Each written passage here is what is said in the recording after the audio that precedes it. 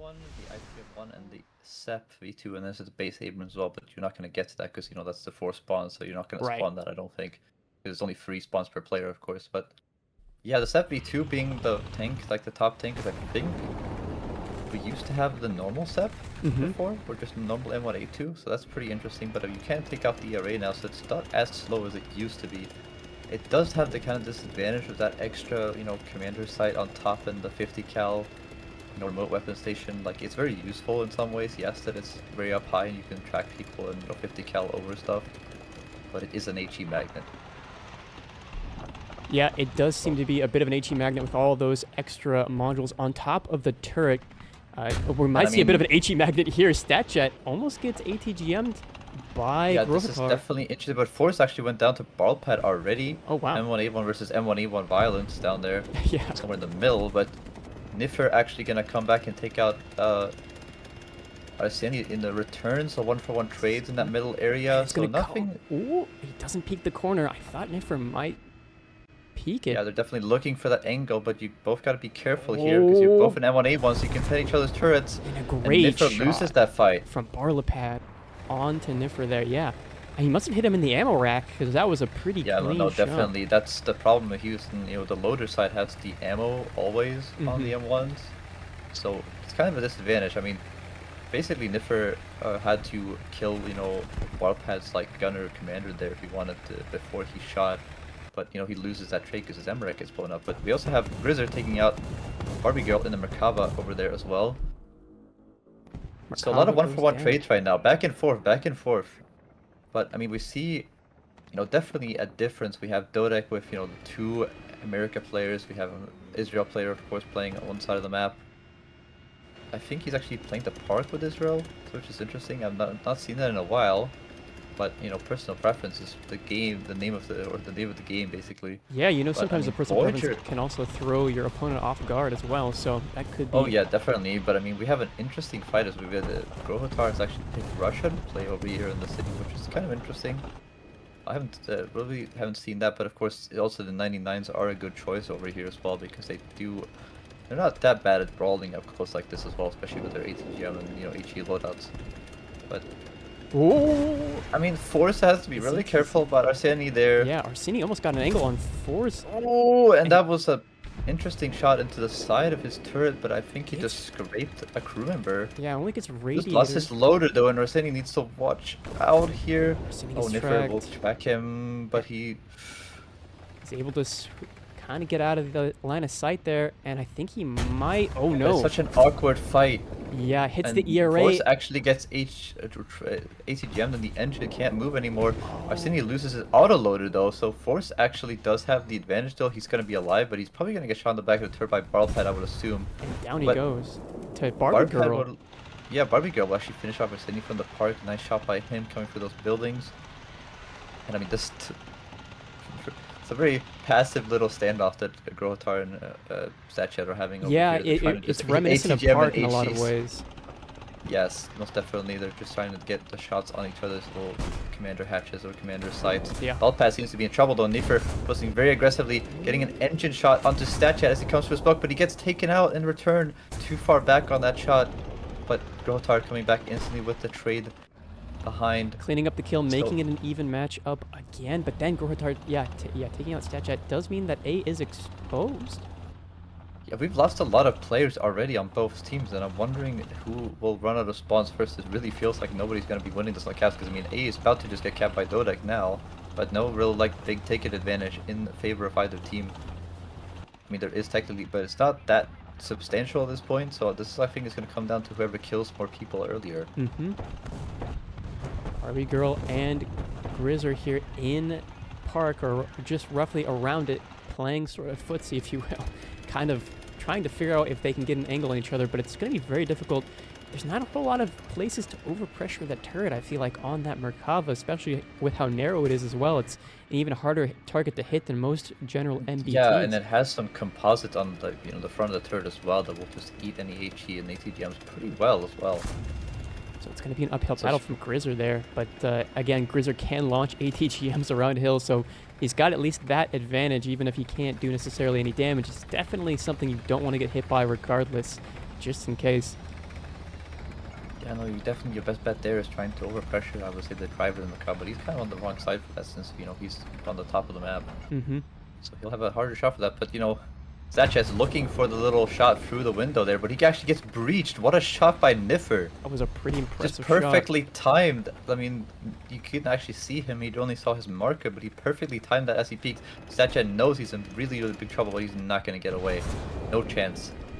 Yeah, and perfectly finished off by Niffer. Niffer now on his last spawn as well, so it's definitely coming down to that. I think Statchet's gone down twice now. So Statchet also has last spawn.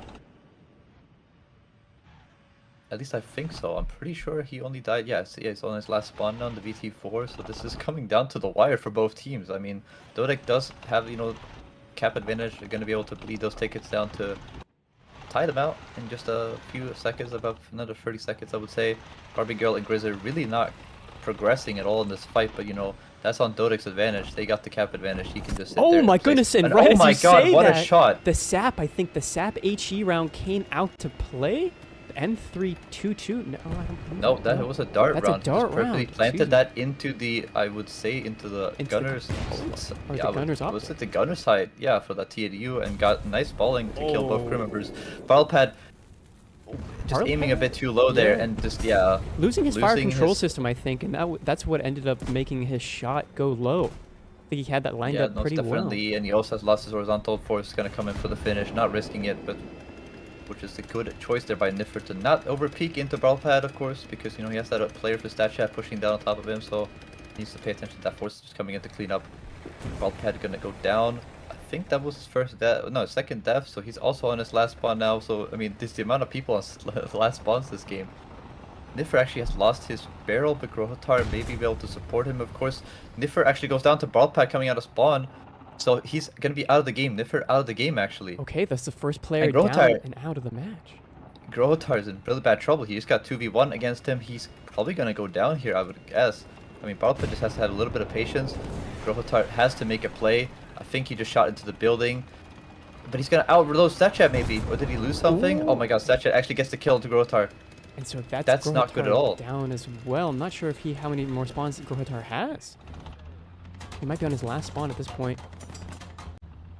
But we're looking at Park once again, and we're actually seeing an even bigger disadvantage for Grizzer than previously. Playing the T80U was much better for him, as the BVM with the weaker turret is going to be easier to pen than previous. Yeah, I mean, the fact that the cupolas almost get bigger on that thing actually is a disadvantage in this part, because it's a bit more like bulbous on top. So yeah, I mean, the easy shot to the gunner and breach there. Cleans. It's just, that's what I was wondering, like, why he was playing Park in this, because he's just so outmatched by this Merkava. The Merkava can just, kill his crew in the turret so easily without him being able to shoot back. Barbie Girl now switching targets, trying to find the next victim. And Grohotar actually, I believe, on his last spawn here and now.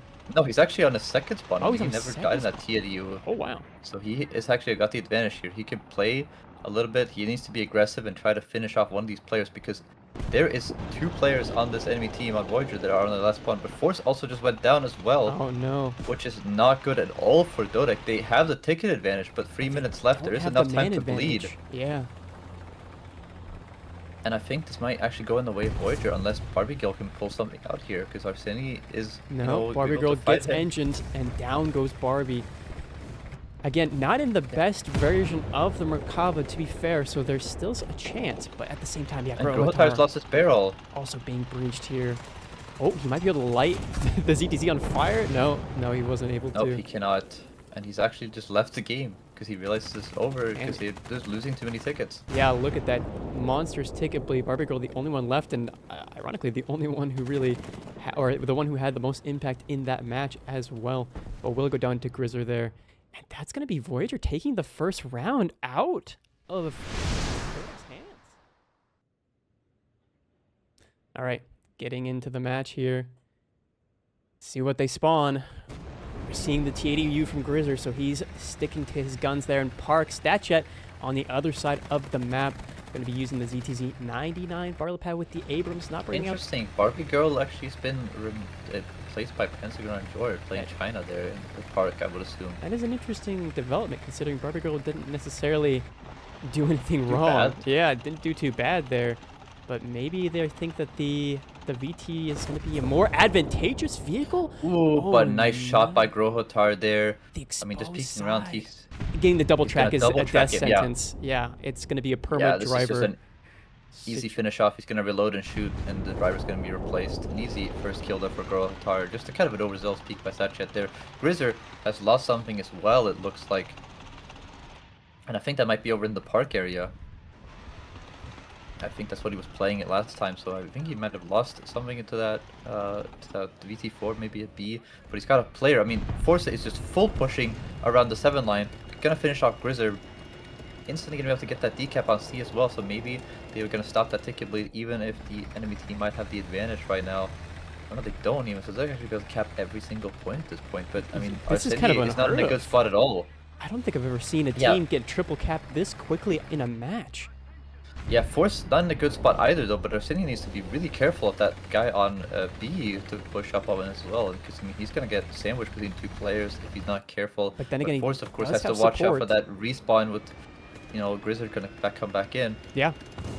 Grizzer with the support Barlepad. might be crucial there in that situation. Artillery coming down all around Barlepad as he tries to find an angle on Niffer, who doesn't need to peek. He just needs to remind Barlepad that he's there so that he thinks twice about pushing. But we do But see FCS damage. down, I think on Arsenia maybe. Yeah, FCS is down. I think he FCS? actually can't put his gun down in time. Yeah, or I mean, I feel like that would have maybe helped him put his gun down, but it seems like he eats that second round there. But not Force did actually go down on the cap though to Grizzer, so yeah. that kind of YOLO push at the start kind of, you know, maybe like threw them off, but I mean, it didn't work out in the end maybe, because, you know, Grizzer's back in control of that cap, and now Pentagon George's got to be really, really careful, because, you know, we got these 2 players basically fighting each other in these Chinese MBTs, so they're kind of on a fair square, but I would say probably actually, I would say that probably Pentagon George or might have the disadvantage there, because he's in a VT4 with a lot of weaker turret top, especially because he's more bulbous shape on top of that turret, so it's a lot easier to breach than WZ. Oh, and a shot rings out. But Barlepad eats needs it. to be really careful. Yeah, he just tried to go for the Amarak there. I would assuming that Niffer Arsenia actually is tracked right now, and Force is going to be able to push up to help Pentagon Enjoyer. Yeah, I think they're going to be able to pincer Arsini here as he is down a track. He's might get exposed here. Ooh, an HE gem, yeah, HE HE shot into the little into the laser optic. warning thingy. Yeah, or yeah, it might be a laser warning receiver, but doesn't do enough damage. But it doesn't matter because Forza does take out Arsini there, so Park is clear. And I think he can maybe get a shot for that building there. He's gonna try it at least. And Niffer actually not in a good spot at all. I think he just lost this driver to a shot from maybe Grizzer. Yeah, Grizzer's repositioned himself to get the shots onto Niffer. I mean, just look at this angle. What an angle, but I think he might be able to reverse and drive away in time. Oh, no, he does go down. Niffer goes down to Barlepad. Let's go down Barlepad. We'll re-peek on the statue and get the easy kill on him. Grohotar in a standoff here after his first kill. A tale as happening old over as here. time at this point. Grohotar versus And the Statue. Force actually gonna track Barlepad here. As the And 50 the cal little gets- 50 cal battle with trying to destroy each other's 50 Man. cal, so he cannot get perfect tracked. But this is a really bad spot for Barlepad because he's double tracked on the statue. I mean, Force holding him here as well, of course. Yeah. Niffer's gonna push it on the other end, so I think this is gonna be the end for Barlepad's first spawn. If there's any backup that can be given here, I think that double track is going to be a crucial strategy. Yeah, I mean, he goes down to He Niffer does just peeking as go well from down. spawn on his respawn, so nice little teamwork there, just Yeah, that 50 using cal that coming 50 out cal. into play, for sure. yeah, it's 50 cal on top, just very useful how high it is. I mean, of course it is an HE magnet, definitely, but it's still just so useful how high it is. And you can, I mean, you could see it there. You just sat behind, you know, complete cover, and you can be able to track him. Yeah.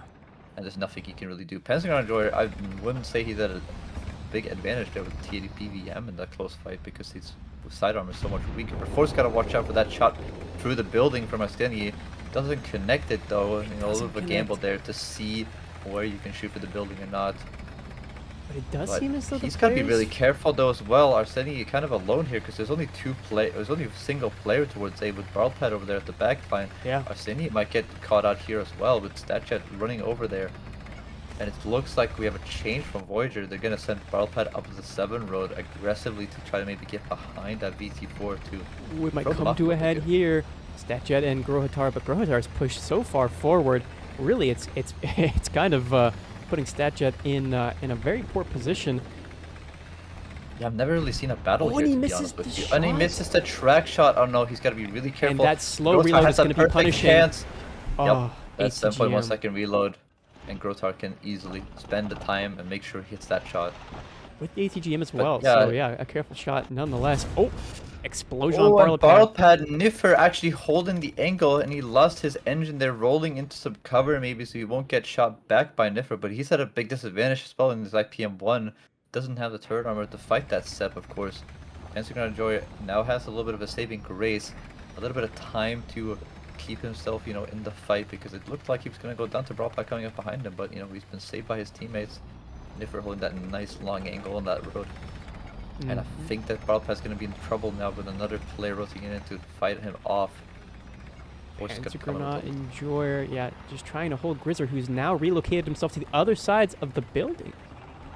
Yeah, this is a very interesting. He's got to be careful here because there is some low areas here on the building. Yeah. Oh, and he gets engine. Yes. A beautiful shot by Grizzer and an unexpected, fatal mistake. I mean, the problem is that DODEC has the advantage in tickets completely now, and there's not a lot of time at all. Doesn't get the fire for them to recap. Yeah, and I think Grizzer knows that he's gonna have to go for a more aggressive He has to try shot. it. I think he just has to try to go for this. He's gonna break the wall down. Try to get a clear angle. Try to get the over pressure with the ETGM onto Pentagon Road, but he repaired his engines. He can reverse away, of course. That ace crew mentality. Goes for the shot anyway. Oh, and he hits the building and needs to reverse that because Pentagon Enjoyer is just gonna push him and maybe get the return kill. But no, he goes for the aggression, and it costs him dearly. Wow. And DODEC has actually, or what's it, Voyager has actually managed to decap the A point with 2 kills coming in their way. If we could see the scoreboard with the sliver of tickets that they have left, we know how many deaths they can risk here. But taking out... Force is going to be able to take the easy kill there onto Barrelpad. Barrelpad's going to be out of the game maybe now, I think. Or maybe not, I'm not sure. Maybe he's on his last spawn now, but we'll get to see. Niffer's on his last spawn though. No, Barrelpad is not on his last spawn, so he's on his last spawn now. Niffer's on his last spawn. Force on his last spawn as well. And Pentagon Enjoyer might... I don't think he's on his last spawn yet, but he's... I mean, it's gonna go down to the wire again. I mean, the tickets are so low for Voyager, so any mistakes here that lets DODEC get some cap points back... Ooh, that was gonna be a clean shot with the ERA was not there. Yeah, but hits the ERA, but he actually removes it now, so the next shot in the same place could breach. Exactly. That's the problem. He took the ERA with the first shot. Sure, it gave Grizzer a chance to serve a little bit longer, but the second shot is going to pen because he's no more ERA there. Look at this double cap coming out from Voyager. I don't think it's going to be significant enough with the ticket. Oh, and Barrelpad tries to get up on top. Yeah, there's no time, I don't think, for this tickets to bleed enough if, you know, if they stay alive. Niffer actually a beautiful shot onto the top of Arseni. And Forza from B cleans up the kill. That was a beautiful double team. That's not good for Arseni. I mean, they're going to be able to decap the 8 point. The ticket bleed has stopped, and I don't have much faith in Voyager being able to pull this out, even if they manage to get the kills, because the ticket bleed is not enough. It isn't. And Force actually pushed up and finished off Grizzer. Force actually coming at this the MVP here. Barrelpad not in a good spot either. He's fired. Force is going to get tracked behind that little piece of, you know, the little pile of bricks, but he's also getting shot up back by Force. Lost a crew member there. Now he's backing up back into the rubble, seeing if he can be effective somewhere else, knowing that he can't really contest Forza. There, but Arseni pushing aggressively, and actually that they lost on store as well, I believe. So you guys can go check those out. But looking at the Cathedral here on Advance to the Rhyme, looking very pointy, if nothing else. What can you expect? What do you think we can expect from this match cave coming up? Just more amazed at how long you just talked there for one go. And breathe. Yeah, and breathe out. Breathe out. Breathe in. All right. Yeah, no, I mean, we're switching sides again. I'm not expecting them to switch out their tanks a lot. Barbie Girl's actually back, so maybe this is the, you know, a side-dependent thing. We actually have a, you know, they're still waiting for their 4th player to join up here, but Grohotar versus Statjet, we've seen it. Both games, they're gonna get to those, you know, default spots to kind of just have a stare down at each other to hold each other off. Niffer actually already gets tracked, I think, pushing up towards the A cap there, so he's not gonna be at a disadvantage. I'm wondering what has happened to DODEC's 4th player currently. But we'll see if they join up. Hopefully they do, because it would be very sad to lose because you have a man advantage, of course, because somebody couldn't join the match. Barbie Girl, of course, gonna be switching out. So it's interesting that they switched out again with that, you know, the Barbie girls back. So this year, I feel like it could be just side dependent, which, you know, their strategy on that side, the Mercado might just be better coming up from that side. I don't know. Just might be more comfortable with which side they want to play. Nothing really happening, but actually no, Grizzer, as I say that, of course, Grizzer actually just takes out Barbie Girl directly with a shot from cap to cap there on the right side of the map. So that's not going to be good at all. I mean, he lost his best tank there in the Merkava 4 as well, going down instantly. StatChat coming out with the shot, and missing the track. And he shot too far punish. in, and Grohotar is going to be able to punish, but not really. He actually just puts the ACGM too high, I think, into the turret there. Yeah, and the ERA. That's not good at all for him, but they're both going to reset back. StatChat kind of has to get advantage here, I would say, still on the angle, just because his turret is a little bit further back, so he can get a track onto Grohotar pretty easily, I think. But of course, he has to be very wary. I mean, last time he missed the shot by a little bit, and that gave Grohotar a free chance to get the kill on him. But no, exactly. I think it did give Grohotar the kill, because I recall him missing that shot. We mentioned that the 7.1 yeah, no, definitely the other round as well. He yeah. did, and like he lost the fight, but Arseni actually gets breach taken out by somebody. Not sure exactly who, but I mean, Barbie Girl's getting pressured really hard on the C point, especially when he has nobody else to really support him over there on the side. But finally, we have Force finally joining back into the game, and he's able to join up with the rest of his team. So step back to a 4v4, see what happens. Barpad has been set on fire by Force, so Force coming in strong, instantly just straight into the game, instantly setting somebody on fire. And just, he has the angle. Barpad probably didn't expect him to spawn here, you know, when he joined in, he had no idea where he was going to play, and he's just getting caught out in a bad position. So Force coming in, instantly getting a kill within the first 20 seconds of the game. A great start there for DODEC on a somewhat of a rocky start initially, but yeah. I should say he came in with some force. He did come in with some force. I like that one. But yeah, DODEC. But yeah, now it's playing a bit more aggressively. Not in a good spot either now, because he's actually gonna be at a disadvantage when he needs to wait for Barpad to come back. But Niffer actually goes down to Arseni, but Arseni is on fire, I think, from Barbie Girl. So this is not good at all. Grohotar actually destroys StatChat with an ATGM, so he actually came out on top of that fight finally. Wow. So this is not good at all for StatChat. And of course, Barpack coming back here is going to be at a disadvantage. He misses the shot, I think, actually. But something happened to Grohotar. He didn't shoot there. Maybe he lost it or missed a shot, but Barpack going to be able to finish him off. Trade back and forth. Barbie Girl going to go down as well. Niffer kind of not putting a good shot into Grizzer at the same time as well. But breach shot. And Grizzer goes down. He just planted that into the ground. Unlucky shot, but he was trying to go for that little turret ring angle. Yeah, I mean, trades back and forth, all chaos at once. Force now kind of at 2 kills, but he's alone here. He's got to be careful of StatChat pushing really aggressively to come up behind him. Maybe StatChat has realized that Grohotar has an angle there. Yeah, he has an angle on him there for the building, so he needs to back off. And now actually StatChat is at a disadvantage because Barpad is not in a good spot to support him if Force just rotates to the left side of that cap. Great teamwork here from DODEC. Yeah, and StatChat is going to try to go up on the top of the building. That's not the... I was about to say, that is going to be a big mistake. The ATGM coming into his side, just a bit overzealous on that peak maybe, not realizing that Grohotar had picked that angle to watch him from. And so, I mean, we're seeing Grohotar able to pick off that opponent, and now it's going to be a 2 versus 1 on A, and that's going to be kind of a necessity here for DODEC as they're just now getting their home bad, actually. I mean, he just lost it. Barpad has no turret ring, down 2 crew as well, I'm pretty sure. And I think Force might be able to finish him off with a bit missed shot there through the smoke. Barpad's just trying to juke him through the smoke by running around, and actually gets the shot onto Force with no turret ring. I mean, they're both down to no turret ring, but I mean, I think that Force still has the advantage because he has the high ground damage, and the breach gets taken out by Barpad. Now we have 2 tanks trying to fight each other with turret ring. Force has to finish him off because he can't repair at the same time. Oh my god, what chaos. Goes down. That's going to clear up the A cap here for Team DODEC and allow them to get those tickets, start reeling those tickets back in to even it out. And Nitzer has gone down to an ATGM from Arseni again. Yeah.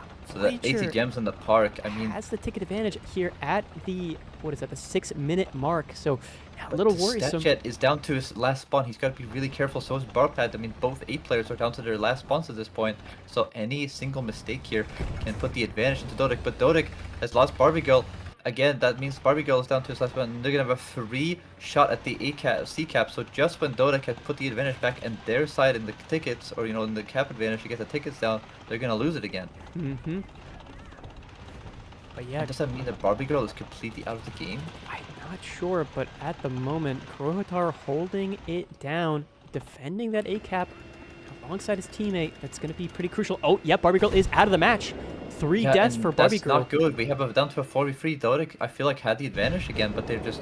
They did when Forza came into the match, but it seems like they've been running the sprint ever since they had their teammate. And I mean, look how passive the Voyager players at A are. They are just not going to even engage because they know that those 2 players are down to their last spawns. If any mistakes is going to lose them the fight. And Force actually on fire from that nice shot from Bobpet all the way in the back there. And Force is going to go down with his first death there. But I mean, at this point, I don't know how they're going to get back into this. Yeah, I'm not sure either. It seems like it's quite solidly in the hands of Voyager, especially with a man down for Team DODEC. Barbie Girls not in the match anymore. And that could have been partially due to just that late connection. So Barbie Girl kind of had to throw themselves into the flames. Then they just couldn't handle that kind of pressure. I'm not exactly sure what the situation called for. Yeah, no, definitely. I mean, I feel like it was also because he lost his first fight basically on the cap to cap on B and C. He got killed there to start by Grizzer in his Perkava 4 as well. His best tank, instantly lost that. Ooh, baiting shot there. Grizzer hitting Grizzer realized. Grizzer realizing that was not the peak he wanted to do. That's not into his advantage, of course. Niffer's holding that angle quite well. Force now in the M1A2 step. But I mean, still, they have managed to keep them off of C for the moment. Grizzer has to be careful here because Force has the advantage, but he actually gets barreled in return. That's not good at all for Force. He needs to repair, and Balpad is going to go really aggressive here. And Grotar, I don't think he can support him in time. Balpad is going to get the kill here. Oh, he dodges it with the barrel. He hits the barrel again, which is not good, but Force is on fire. Oh. No, he got set on fire anyway by something else. I'm not sure what, but Force is going to go down again. Balpad coming in clutch with this last spawn here, and Grotar has lost his barrel trying to help out, but he killed Statchat. Statchat's out of the game, but Balpad's going to get the finish onto Grotar. Great shot there by Barlopad, cleaning up that capture point, and really... And Niffer has actually gone down as well to Arsini. This is not looking good for us. This is, I think, a GG for DODEC. Yes, they have decided to leave the game. 2 free players on the last spawn. Force went down again. Well, he kind of just stayed up, but I mean, they were just at a disadvantage anyway. They were not going to get back into this match. Wow.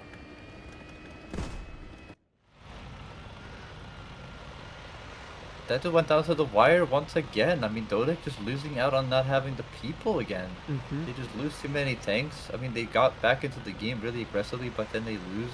I think it was Barbie Girl over in the park area, and that allows Voyager to get a free C cap basically, or push the ticket lead off of them, and that just makes it so they can't win. Yeah, an unfortunate situation there for Team DODEC.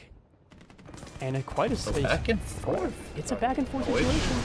Back, so some people thought that maybe we'll see something similar, or maybe they're just gonna be more laid out and passive this time, because it is on their stat. It's match point for Voyager. So at this point, it's all all eggs in the basket for the Voyager side, and DODEC is trying to steal that away from them.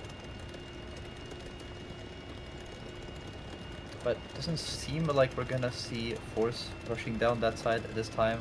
2 players versus A, 2 players versus the B side. One towards the middle, one towards the cap. Grizzer actually with a shot.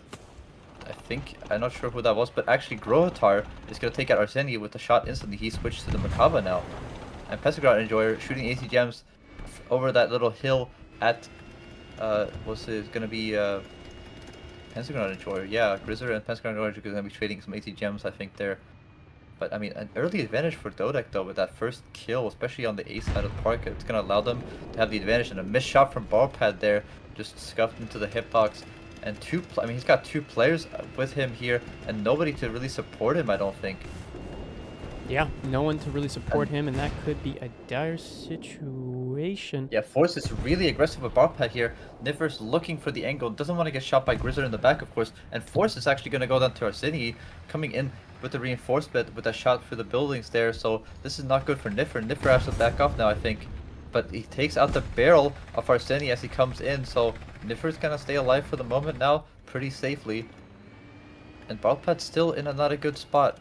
I mean, he does have that player on the cap with him, but it's gonna have the player into Grohotar. Grohotar had a chance to maybe support him for a little while there, but a player from, you know, Voyager is gonna come back in. I think StatChat's gonna come back in and say, no, you're not gonna push up anymore. So we have a Merkava versus Merkava situation over there, which is gonna be interesting to watch as well. Niffer is gonna go for the risky play though, gonna go on top of the statue, and Balpad's gotta be really careful. He's a bit too pushed up, he can get seen. Gonna try to track with the 50 cal, but he's gonna get finished off before Arseni can come in to support. Grizzer looking at him through the buildings as well, trying to get a shot maybe, but he's gotta be really careful about Panzer Enjoyer. Panzer Enjoyer coming in, T80U on T80U. So both turrets are going to be quite strong, quite difficult to penetrate, but Grizz are already taking a round to the side and to the rear. Yeah, and I was about to say, Niffer's gonna be able to punish Grizzer pretty easily through the backside there from the statue, you know, top of that statue. It's such a powerful position. It's a big risk, but it is powerful at the same time.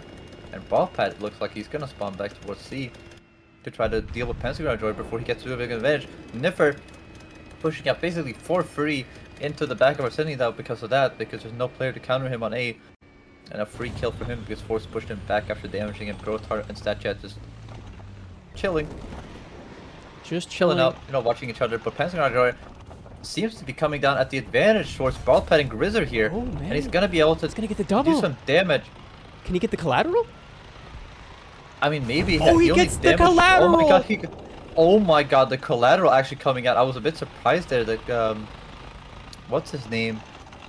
Grizzer actually backed off there because he had an orange. I mean, he lined himself up, but he only had an orange breach. He could have tried to do something, you know, risk the shot anyway. But I mean, what a disaster from Voyager at this point. Yeah. They've lost so many tanks already. Balpad is down to his second spawn, so is last spawn, so is Grizzer, I'm pretty sure. And so is Arseni. We got 3 people down to their last spawns already. And the T90M actually coming up for the first time this tournament so far, I'm pretty sure. The 2-for-1 special. I don't think I've seen that in a tournament yet. I was thinking about it today, before we started the stream. I mean, it's possible. Yeah. And I guess it definitely happened, but I mean, this is not looking good for Voyager. Not at DODEC all. has such a man advantage, and StatChat is gonna go down second time as well to Grohotar. So StatChat's also gonna be in his last spawn as well. I mean, oh my lord, DODEC has literally only 1 player lost so far, and everyone on Voyager is on their last spawn. So all advantage is for DODEC here. Yeah, and I mean, look at the caps, look at the positioning. They're just reeling from this, and there's not much that they can do. And DODEC, you know, he's finished to track Balpad behind this building here. And he can get a shot into the engine there. Yeah, I was about to say that you have a perfectly good angle there. Yeah, and, you know, horizontal drive's going to go down if he just takes another shot there. Beautiful shot. Boom. And now he can just push forward for free, basically, I would say. Well, Balpad's just going to just stay out and say nope. Grizzer gonna go down as well. And so goes Grizzer. The last one left here. Arseni holding it down. Not wanting to leave the match. And I mean, oh, with a nice shot. A valiant last effort. Nice shot onto Force there. Disabling him. He's just gonna push forward and just go for whatever shot he can get. Maybe try to finish off Force for that little, you know, give himself a little pat on the back. Panzer Enjoyer gonna push out though. He's not reloaded in time. But a beautiful shot through this. I think that might have been ESS. I think that might have been ESS. Security as well when they were in the winners bracket as well, and DODEC went on top, and then they came back to fight each other in the final anyway. I do believe that was a circumstance. So it feels like a repeat. It's their superiority again. So if this would be the cinema repeat, would be if DODEC wins this and goes on to the all the way to the final. The Armored Apex chronology here, just trying to keep everything in line. We do have Grizzer coming out with the Merkava, so swapping from that T80 and also swapping. Yeah, party from Russia. StatChat's actually now, we're sitting still in China, but StatChat switched to Russia now as well to maybe fight with Grohotar here. But Grizzer, actually, never mind. Yeah, Grizzer's over here now when he's not in the park area, so he has switched to the other side of the map. And if we're gonna push up kind of aggressively to get into A, Balpad also coming in with that, you know, long rotate, you know, the safe route into A at the start. Gotta watch out for Arseni though, Niffer, but, you know, same situation again. We have the 2 M1A1s on the A cap here. Balpad and Niffer, this is a problem. You gotta stay a decent far back as well for Niffer's side if you want to get your gun, you know, basically make sure that you have an advantage when Balpad tries to peek you. but at the same time, when you're that far back, you have to watch out for Arseni. Exactly as I just said, he gets his ammo rack taken out because he's too far back because he wants to have his gun on ball pad. And, but he actually gets barrel knocked out too. Yeah, but he actually, with his one shot in his barrel before he got ammo racked, he took out ball pad as he peeked. So the one shot Niffer is actually in a good situation here. He can actually repair behind that little statue after capping, and I don't think Arseni's gonna be able to, you know, trade him out because Panzer is right here, ready to fight him. But that's a really bad, completely whiffed on the driving there. He just managed to skid himself on top of that little ridge there, and that's gonna get him taken out for free by Arseni. Big mistake by Pentagon there, I must say. Hopefully Niffer is repaired by the time that Arseni comes around this angle. But he lost his ammo rack, and he's got to watch out for the AT gems over that hill, but he's repaired. Can he get some ammo back as well? He needs to get some ammo back into that tank to make sure he has enough shells to fight off Arseni. But Barpaz is actually going to come back straight back in, so I mean, I think Niffer is going to go down here. I don't think there's much he can do.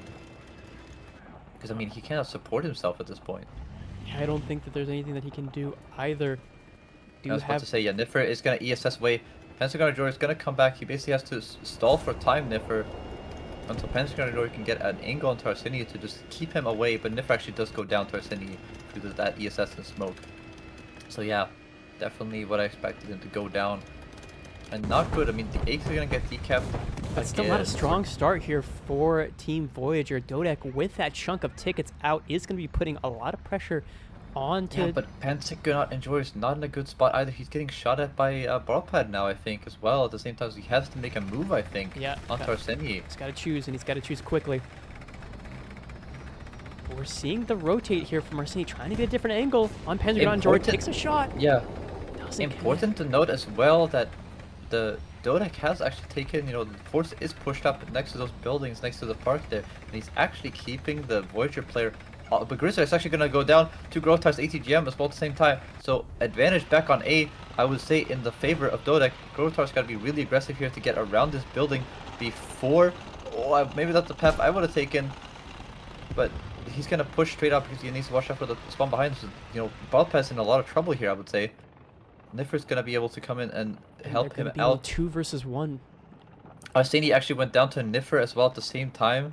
So, I mean... Oh, taking out the first player. Barlapad doesn't have a fire control system. But FCS down, ammunition down. I mean, 1-for-1 trades is what it is. One player just taking the shot so they can get the E-cap back in their favor and get the ticket bleak back on. Not a big deal, I would say. Gotta sacrifice 1-for-1s. The Force has, I mean, I was going to say before I got interrupted by that, but StatChat has not been able to cap B either because of how aggressive Force was at the start too. Which is really, really important. Ooh, shot coming out here. StatChat shooting into the ground. Yeah, he's going to load the ETGMs.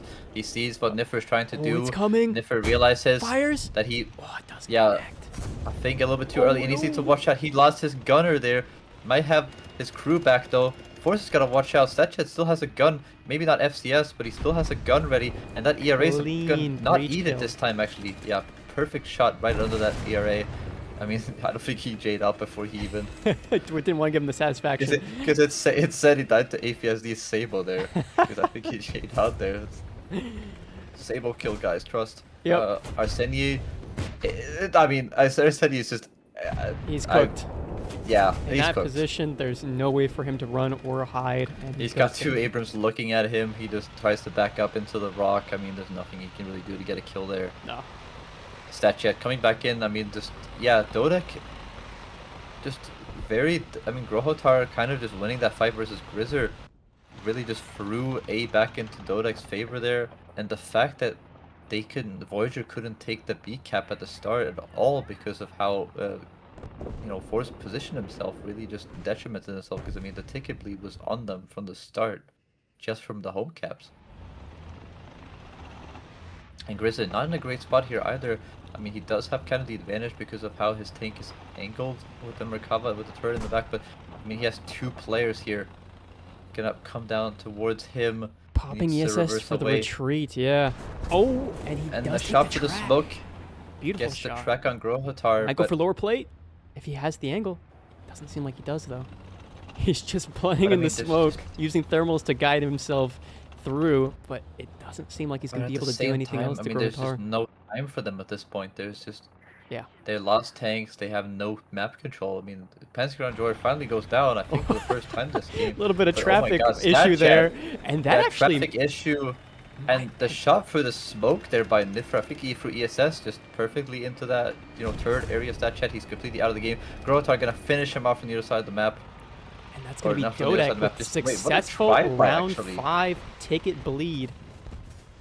That, Yeah, I mean, kind of interested to know what happened in the first round. Of course, it's never easy to know, but AVRS came out on top, which is kind of what I would expect as well. I feel like they are the better team for this map. I mean, they do have some, Farsage and Dark Ball and Restify who are really experienced on this map, and the Zoxy as well. So these are all very experienced people to play on Ryan. But of course, LEET is as well. They do have, a decent amount of players that are pretty experienced on Ryan as well, and experienced tournament players, of course, since they are here. But at the same time, I mean, we have 2 American players for AVRES, 1 China player, and the Zoxy in the Russia lineup. And then on the other side, we have 2 China players actually for LEET, 1 America and 1 Volkodav in the Israel lineup. So we'll see who comes out on top of those little duels. But we actually have Volkodav playing Israel. These are Merkava's in the middle area, which is interesting to me. But also, LEET have decided to just completely abandon A. So we saw this yesterday, I think, from them. They decided to just do the strat where they're gonna go for C and B, just ignore the A cap completely. But AVRS has realized this really early on at the same time. And the Zoxy actually getting set on fire by Sanyakam and rushing across that 7 line. Maybe a bit surprised, but luckily he does survive for the moment. does for now. Yeah, going to be fighting through the tram, the trolley cars there, and he goes down. Yeah, he loses that little fight there. Sanyakam just getting the better of him. Putting a smoke shell into the long road there because he wants to get on this B cap, but he's got to watch out for Darth Maul coming in really aggressively to counter him, and Zoxy of course is going to respawn and be back in the area really quickly, so he doesn't get much out of that kill. I mean, he does have a nice position, but I feel like it's not going to work out for him since he didn't get into that cap, because now he's going to have Zoxy coming up behind him again, so he has to retreat and actually go fight Zoxy, I think, again. But Farsage is just hunting Volkodav. Volkodav has no breach or barrel, as we can see by the icon on the top right. And he's just running and running and running. But I think the Merkava 3 is sadly not fast enough to run away from a ZTZ, especially doing the ring around the Rosie. So a player down for LEET there. I mean, so much map control by AVRS already. Like, they're just a diagonal across the map. So I'm not sure how LEET is going to be able to deal with this, to be honest. Sanya Kamen gonna have to find the Zoxy here, and I don't think the IPM-1 is at a big advantage in this fight, to be honest, especially on such a straight corner. But we do actually have Farsage going down to a respawn out of LEET. I think, yeah, Volkodav respawning in and being able to punish Farsage for pushing up that far to get the kill on him, so trading back into him. So maybe a bit too aggressive there from Farsage to get the kill onto Volkodav, even though he took out his barrel, because he gets punished back right away. He does get punished right away, so again, somewhat of an even standing in terms of the caps, yeah. But still, A positioning little bit wise, of a standoff. B cap not in any chance. Dark Ball, and Sidorb here just staring at each other. Nothing they can really do either or. I mean, you gotta be really careful of that building because Sidorb does have the advantage since he has the first peak, I think. But Zoxy, I think, has been tracked. Yeah, and this is not good because he's kind of angled out really far there. Sanyakami can get the shot onto the driver, I think, but Farsage is coming back really aggressively to help his teammate out. The problem is, how much can he actually help him? I mean, he can help him repair, but are they just gonna let somebody bait to peek around this corner? Oh, but Farsage also has to watch out for the artillery being dropped. Darth Ball, I think, lost maybe some ammo because of the icon on the back of his turret, but I'm not sure. It's very awkward from both teams here. The positionings for AVRES kind of aren't that great at this point either, because 2 of their players are kind of just locked in that top part of the map, and Farsage is gonna rotate around, I think. So I say LEET, but I mean, even that, neither LEET has a very good advantage either at this same part. Just not very good positioning from either team, I would say, except for that one player on AVRS still sitting at A, of course, controlling that cap. But I mean, nobody has ticket advantage, so somebody's got to do something at some point. Yep, someone has to do something as the tickets are at a stalemate, so it might come down to kills if these players are not careful. Yeah, no, definitely. I mean, I'm not sure what you do here. Yeah, From it's either kind of a team, to be honest. peculiar Their positioning. Yeah, the Exactly. positioning wise, I'm not sure. I mean, it seems like, we have AVRS moving Forsage back towards that middle area, so Mhm. I think they're gonna try to use Forsage to maybe push into a position where he can maybe put some shots into either Sudarb or that C-cap Right. player. And Sanya there in that position is actually quite a crucial way to prevent that home cap from being taken and keep the tickets at a stalemate. But it could all come to a head here as Doomheart But takes out Dartmall. Doomheart, yes, took out Dartmouth with the ATGM over the hill there. As we see it again, I mean, that's gonna be bad for AVRS because that allows maybe that Sidar player, in the park to be a little bit more aggressive, maybe, or maybe I think actually that will allow Sanya to actually maybe back up and get into the cap point, possibly. No, actually, no, he will just stay there with Nazoxy. So nothing really comes out of it, but it is a kill down for AVRS again. So it is another person, and I think that means Darthball is down to his last spawn now. Yeah. No, only one death, so he's Oh, one he's- death down. Okay, and it looks like artillery's being dropped here. Volkodav has set fire to Versage. So maybe Versage can go down here, depending on what angle we have from Volkodav onto him. Ooh, a I mean, smoke Darthball is round. just shooting smoke rounds at Sidarb here, but Sidarb managed to almost punish him through the smoke there. Ooh, the And, ERA. what a shot, but Wow. I mean, yeah, a little bit too far ahead, so it just snipes the front ERA. I think I've ever seen a shot like that before. No, I don't think I've ever seen a 99 front plate, upper front plate Whoa, ERA shot from the side. But, dodging that the ATGM, the from trolley Doomheart. save. Wow, I don't know how much he paid that trolley to And be he's there, actually, but yeah, Darth Maul. yeah, but he's actually gonna be able to position himself into a position where he can take this cap. Sanya is now reversing really aggressively back. Darth Ball may be actually a Another risk ATGM here. swing, and it gets the track. Wow, what a Yeah, but beautiful Darth ATGM. Ball's not looking behind him. Sanya coming could drive up behind him and get the free kill on him here. Yes, no, he will won't. not. Denied by Darth Maul. Great defense, great aggression there. Darth Maul might go down here. Ooh. Sidar finishing him off with a trade back. The cap has been stopped. Now we have Darth Maul down to his last spawn, definitely.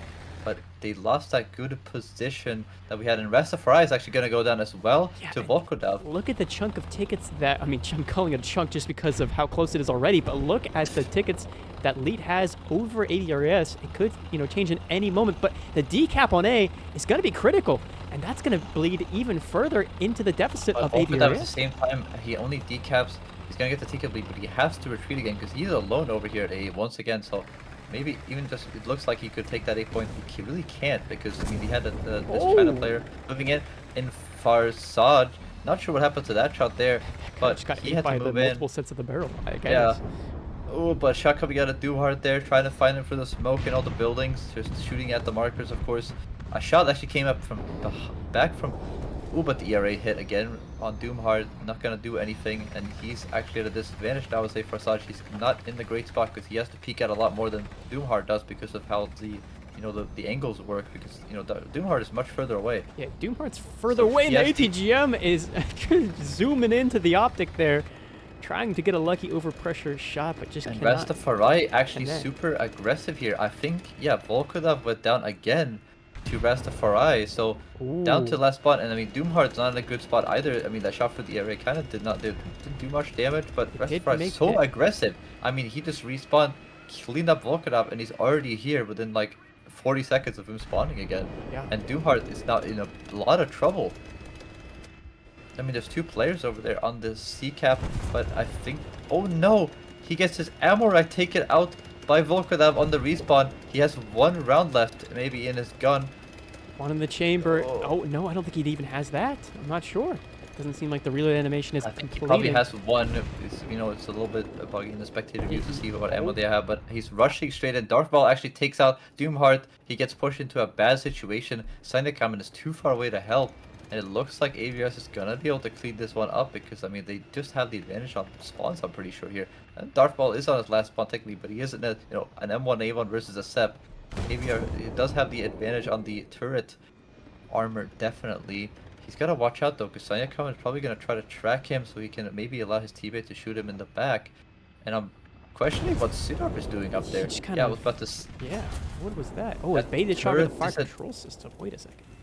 I think he just shot a little bit too high there. He just didn't get the gunner. He got the FCS and the commander. Yeah. But Doomheart, yeah, I was about to say, it's so aggressive back in. Rastafari has no ammo, of course, so he's going to be a free pick for Doomheart to pick off. The back and forth chaos here as now he goes down. Oh, but as yeah, well. exactly. He goes down to Nazoxi, actually, from the B cap, I think. This is anyone's game right now. It seems like the tickets are still pretty close. Yeah, You're we at have the minute so 40 many second. tickets, yet we have players alive on both. Volkadav is out of the game, though. I think that's his last death. So he will be out, but maybe so is Darthball. Yeah, Darthball is also out of the game, so we have it down to a 3v3 at this point. Yeah. Nazoxi also has to be really careful with his 99. I think that 99 has the sort of like kind of advantage because his driver is a lot further back. But at the same time, I say that Sidarb is about to get peeked by Rastafari coming in from another Rastafari. angle. And he swings and takes out Sudar easily there. And now they're going to be able to get that B cap and continue the ticket bleed into LEET. Sidarb gonna go down there, so they're gonna maybe able to get the B cap after, you know, Nazoxi repairs, gets his driver back. He's gonna Look at drive, this, and of course 55 Nazoxi seconds. instantly trades back to Sanya Kamen. I mean, that's Oh down no! another player. He No, drove off what the a stairs right as his gun was trying to get on target, and he went down. A tragedy. And that's gonna be it, because I mean that's 3 players out for LEET. Only Sidarb is left, so he only died once so far, but it's not gonna matter because he's down all by himself. They have the cap advantage. Nazoxi is on the B as well. He can hold perfectly well if he really wants to behind that little ACGM shot goes into the barrel there, I think. But I mean, Nazoxi basically could just run away and have the advantage now. Maybe we'll see some ATGM slinging here from Sidarb. I think he's gonna try it at least. Oh my god, the ATGM in return! And he gets taken down by Farsage. Farsage. From where? From, I guess, Monument, I would imagine. From the A-cap, yeah, Yeah. from the Monument. From the A-cap. Yeah. Couldn't get across, and that's going to be the second round for AVRES running away with this. Right strategy. It's going to be a little bit worrisome to counteract this steamroll that AVRES has put on thus far. Looking at the factories, or maybe that's some sort of factory across the way. I there. think that is the train yard, actually. It's a big Train yard, that station. does make sense, yeah. All right, getting in here with Farsage of AVRES moving his way towards the point, along with an interesting strategy coming out here from Team AVRES. 2 players They're going kind to of C. doing, yeah, they only got 1 player towards A. They're kind of doing what LEET did last round. So maybe this is the play that people like doing on the south side. It's just trying to be really aggressive on the 7 line. Of course, LEET do it themselves, so maybe they're wary of it once they see, you know, where like Farsage has positioned himself. He's very passive. He hasn't pushed up to fight Kadubal at all, right? Mm-hmm. So you kind of get an inclination probably that you know this, and Kadubal seems to know that there's nobody else over here, so he's gonna try to take position very early. Yeah. And so is Sidarb as well. And chat, I will remind you guys that the entrances to the giveaway have ended, and we will announce a winner after this round is over. So stay tuned until then. Keep your eyes and ears open for when we announce that one lucky winner. Oh, trying to go for a barrel shot. Coming up from Darthball. Yeah, sees the barrel there. Kadubal actually went down to Farsage, so maybe Kadubal a bit too overzealous on pushing out into the spawn there. Maybe a mistake as well. Rastafari is pushed up far in that 7 line, so Doomheart might be in trouble here, I would say.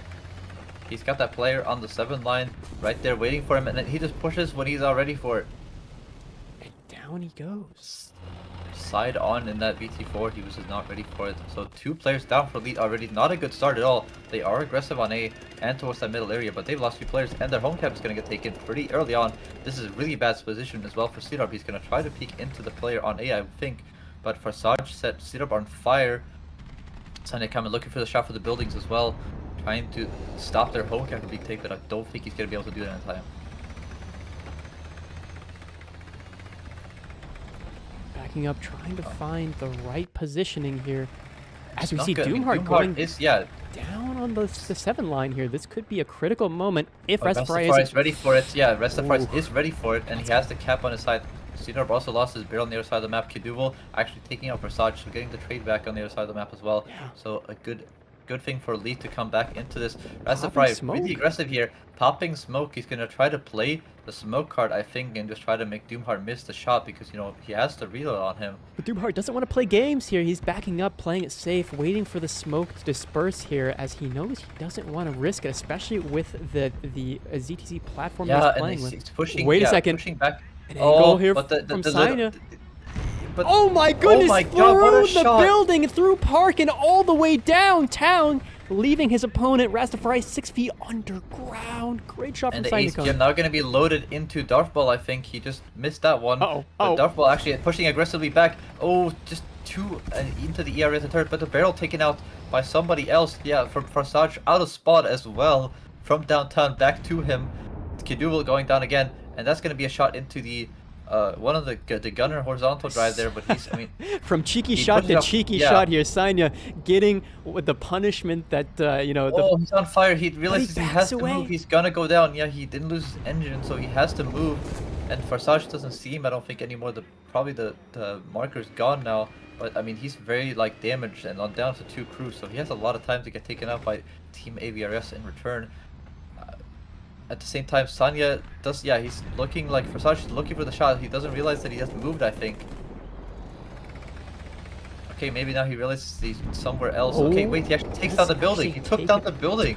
Took down the building and took down Sanya Kamen, and evens out that revenge from that nasty shot that took out Rastafari. Speaking of Rastafari, he does go down to Doomheart as well, so Rastafari on his last spawn. Darth Ball down to Doomheart. Doomheart is going to be down to his last spawn as well. Rastafari down to his last spawn, and we have Kidu on the last spawn, so we have a lot of tanks already lost in this match. We barely to start, but of course AVR still has the advantage on tickets. I think that Darth Ball might just let them have the B cap back though, but maybe not. I think he just wants to try something. He's like looking like, you know, he's like asking his team like, hey, should I try the 7 line again? And he looks like they say, yeah, let's go for it. Going back for the 7 line, finding a crucial situation. situation. But what a peek from Cdarb and Rastafari, the suicide peak from Look Cdarb. at his driver's survivability though, that gummy cherry red. He's not going to survive for long. Damaged. Oh, yeah, he bounces the Sanya coming around the 70-degree slope, auto bounce, APFSDS, but it doesn't matter. Rastafari still has a turret, baby. I think he's trying to get the angle. Yeah, he can't push this. Sanya is actually stuck here. But Sanya's going to go for the side scrape, going to go for the driver. Rastafari realizes that's the case, and he's going to keep retreating. He's going to have Farsaj come in and help him out as well, so Sanya Kamen's not looking. And they trade. He just puts the shot too early. No, Farsaj actually survives. Yeah, he puts the trade just too far into the front, and that's going to be Sanya Kamen on his second death as well. So 3 players on leads down to their last spawn at this point. Darth Ball does go down again though to Doomheart. Popping smoke here, Sidar trying to make a push there. Okay, no, on this last spawn too. Yeah, Sidar gonna come back into the A cap, but I mean, it's already theirs. I'm not sure what he can do here. They need the B cap, and yeah, Kiduval has to drive into the gun of Suxy, who actually puts the ATGM into the ground. Not a good way to do that because he had the angle, but now he doesn't. And now Kiduval, as well as Doomheart, can hold him if they play this carefully enough. Bounces around off the ERA. Kiduval now in danger. And he shot into the breach. Nice shot. Red breach and loaded down. Is Kiduval going to risk it, though, is the question. I'm not sure. No, I think not. He's not going to be reloaded in time is the problem, I think, because the loader got taken out. Yeah. But, I mean, Sanya Kamen got taken down again by Farsaj. That's going to be him out of the game. Down. Oh, no. And Cdarb actually trading back towards Farsaj. So down to a 1v1 here. Watch he does have the advantage. And he gets the ammo rack. Cdarb coming back strong to take out 2 players. 3 players? Oh my god! Holy moly. Cdarb coming down with a triple piece. I mean, that should have been another kill, honestly, but I mean, he basically is as good as dead. Locked in here, trying to salvage what he can. 5 minutes on the clock, and roughly. He's gonna come back to help with Nazoxy here. Oh, but what a shot through the building once again by Nazoxy. But he's gonna reverse into Cdarb maybe. No, he realizes he can't do that. But Kiduval's down to 2 crew now with the damage breach. But Nazoxy wants to go finish him off, of course. But I mean, round coming in from behind. I don't think that did anything. Hit a bit too high. Yeah, he's gonna be able to take out Kiduval. Takes out Kiduval, goes for the capture point. No, I don't think he wants to. Wait, he's gonna peek. Oh my god, what a suicide peek! Misses the shot onto Cdarb. Cdarb just coming in completely clutch. I mean, He's playing in a Everyone on 1 LEET is versus out of the 3, game. and Everyone is out of the trades.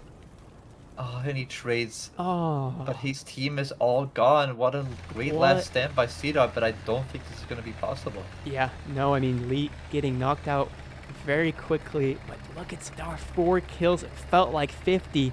He's actually going to try it again. I believe in you, C-Dog. You Sidar can do not it. giving up here. The B cap is under no one's control, but as soon as Farsage gets on that cap, it's as good as over for Yeah, Team I mean, LEET. the ticket bleed is going to be instant.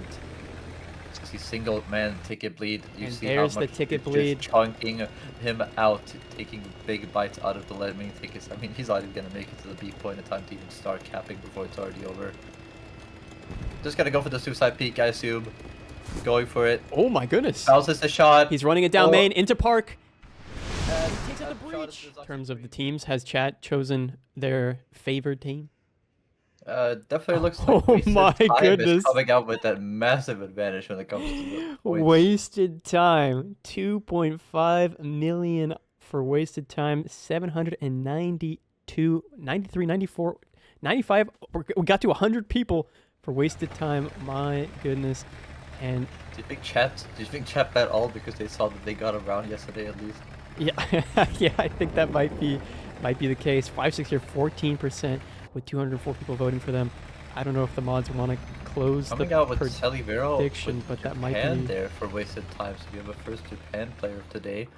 2 China players as well. They're still waiting for the 4th player to join. Hopefully join up soon if we don't get another 4th situation. Of course. But we have 2 China players and 1 Japan as well for 5 sticks. So the 2 Japan on each team, or 1 Japan on each team. But we have a little difference of, you know, we have an American player there, but Ratboy Z gonna get a shot from him, of course.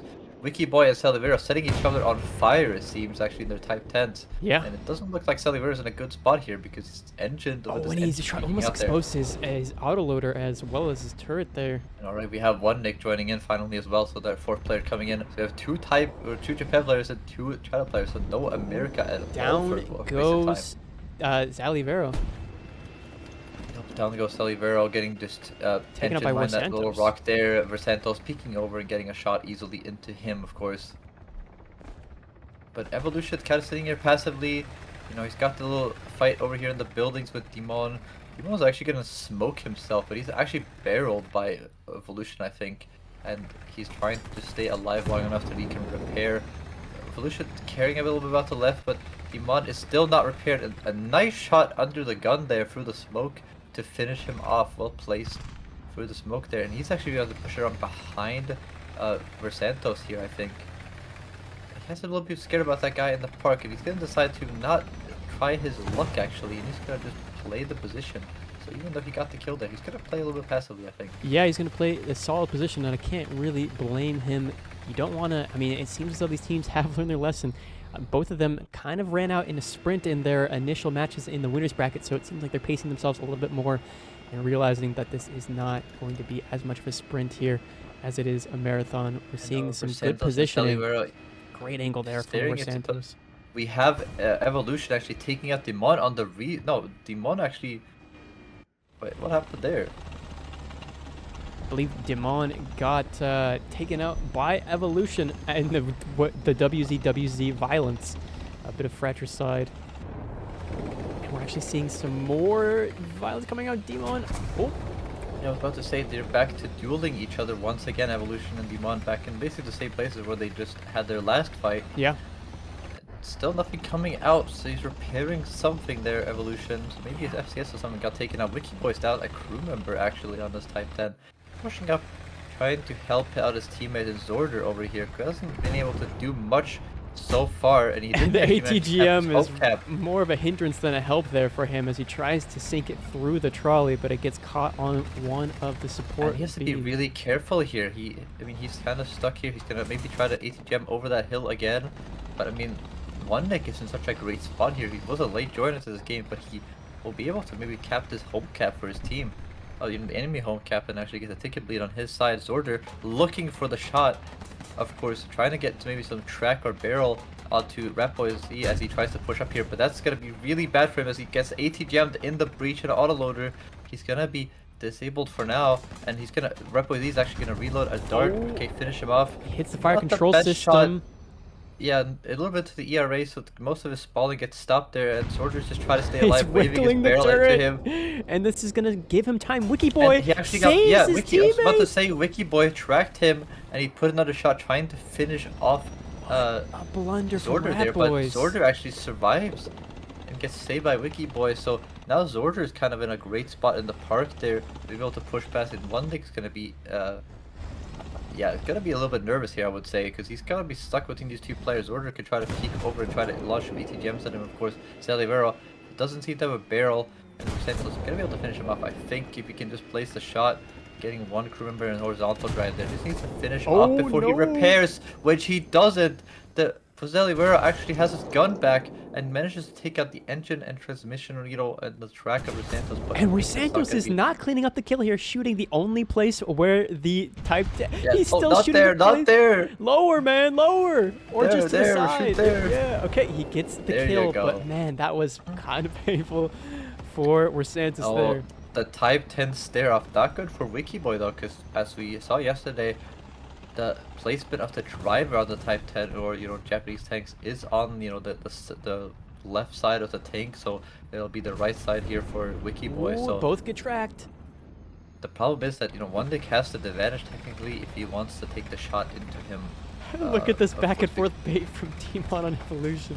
Yeah, but Evolution is not in a great spot though. He's getting perma-tracked by this 50 cal over and over again. 50 cal does go down, so he has to repair it.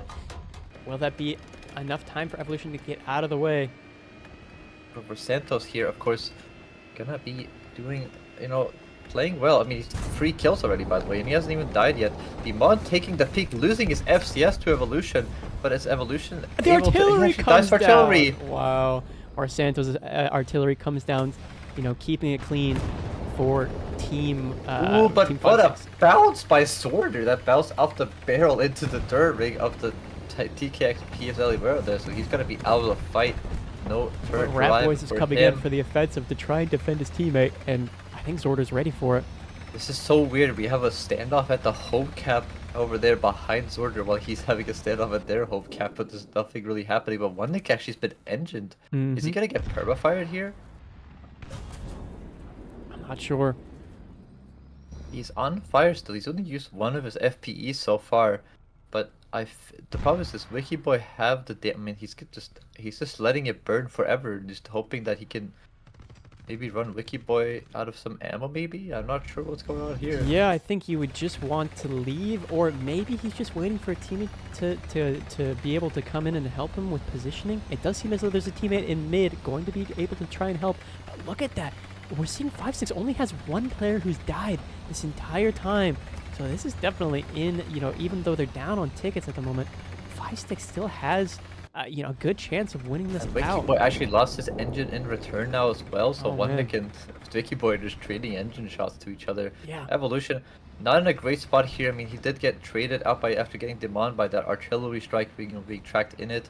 Demon really aggressive. He really wants to get this kill and push I think it's Evolution off the because Evolution is on his last Oh spawn. no! A bot shot from someone. Demon trying to Yeah, run away. Demon. But Demon... But he's reloaded in time, I think. But nice shot into the gun right on top of that turret above the breach, killing Demon again. So Demon's down to that last spot there now. Yeah, I mean, I think there's at least 2 players on Team Wasted Time who are out of spawns. I think One Nick might be out of spawns as well, as he just went down to Santos in the Type 10. So this could be a 3v4. And I mean, as they start to take the tickets, or as they start to decap, actually both teams have decapped now, so no one's bleeding tickets, and it's crucial with 3 minutes and 40 seconds on the clock. 5-6 needs to get a cap. Yeah, they didn't get a cap, and I mean, but Wasted Time is kind of, Red Boy Z is kind of pushed off here. I mean, Soldier does have a good spot, but he's also gonna have to watch out for the shot for the building by Rat Boy Z here. I think it's so awkward. I think that even though right now Wasted Time is low on respawns, I think that they've managed to hold out long enough. But hold on a second. A gets stopped from being captain. Nice B is going to start shot being... from Rat Boys. Rat Boys has got a breach of sword that he can push up without Rosentos being able to really help. I think he is looking towards the 7 line though. Seems to be worried that Versantos drove down there, but he's completely wrong about that. Mm-hmm. Versantos is Oh! just pushing down the main hill, and he gets taken out by Demon from the A cap. And wait a second. These two CTZs are keeping Wiki Boys away. Well, Wiki Boy is holding, the other side of Evolution. He can't help his Pincer teammate. incoming. Demon takes him Evolution out. gonna swing. Oh, And Wiki Boy at the same time, it's going to be done and dusted, yeah, for Evolution. There was no way he was coming out of that on top. And the tickets will start ticking their way. But with 2 minutes 30 on the clock, is that enough time, you think, Kate? I'm not sure. I'm not sure it's enough time to bleed all those tickets. Oh, into but the what a autoloader. shot into the autoloader. Doesn't look like an Amurax Ellie, but he has no autoload at this point. So he's going to be able to reload if he takes out a shot, which is gonna give, Demon the chance to maybe like risk some more shots than him while he's repairing, of course. I think Rat Boys is out of spawns here, so it's a 3v4, and if they're able to take out Zally, that might also be another spawn down for Team Wasted Time, or another player down for Team Wasted Time, cleaning up the kill there. It's a 2-man bleed, so that's gonna start taking down pretty violently here, and it might come down to the wire, but I think 5-6 has this one in the bag. I think they've I think so. They just wasted time, just lost too many people. Yeah. They've been down on tanks at this point, and they've Disorder been down with the ATGM 4v1 at this point, yeah. And the ticket bleed goes The two in players for Wolf. to 5-6 favor. I mean, wasted time just not having enough people left alive. Yeah. They weren't able to waste enough time in order to make those tickets substantial enough. And, Wiki Boy. What a shot. Eating the Wiki round. Boy eating the round, just an ammo rack, Sorter finishing off Evolution there. He's gonna be out of the game in 1 nick on his last spawn in the TKXP. Gonna try his best, but Dreamers can 4v1. dream, but this seems like a very Dreamers can dream. impossible battle. Some other parallel universe where Tickuply doesn't exist in Warfighter, maybe there's a chance. Potentially. 1 nick going in. He's Zorder. gonna try to peek for Zorder. I think Zorder is gonna have probably an easy time to finish off this kill if he just tries. Potentially to shoot through the corpse, maybe. Lineup, But there's course, not else enough time. see what you can back up a spot. Right, you don't Maybe want to let's dedicate look at yourself this- with one vehicle, because evidently you will, most likely you're fighting very skilled players, you will probably die in that vehicle Yeah. at one point or another. Getting You into really have the to match judge here. what you're comfortable with in the entire lineup itself. Yeah. Getting into the match here. Actually, as I say that, of course, we had Baguette yesterday playing France in this game on this map as well. And he's gone back to playing France again, so Going he has back that to the homeland. triple Leclerc plus the 2A5 NL, of course. So that has a pretty decent lineup, and if he's comfortable with that, so be it. But it looks like he's actually going to play over here on the left side of the map. He's actually trying to guess. I think he just tried to guess and hope that he timed it perfectly where Celibur was going to drive for that smoke. Wishful Probably thinking. not spotted yet. Oh, has to keep his gun on Evolution though. He did spot Evolution, who's now trying to reverse away from the angle. Does expose his track. Oh, that's Yeah, it's gonna be a critical. track shot from Baguette. He's got to be wary though that ATGM can't get him, but he's going to be able to Take put out a the nice fire shot into control the system. FCS. Yeah. And I think he's able to clean up the He's kill, gonna but he go for the breach shot, doesn't. and he's not.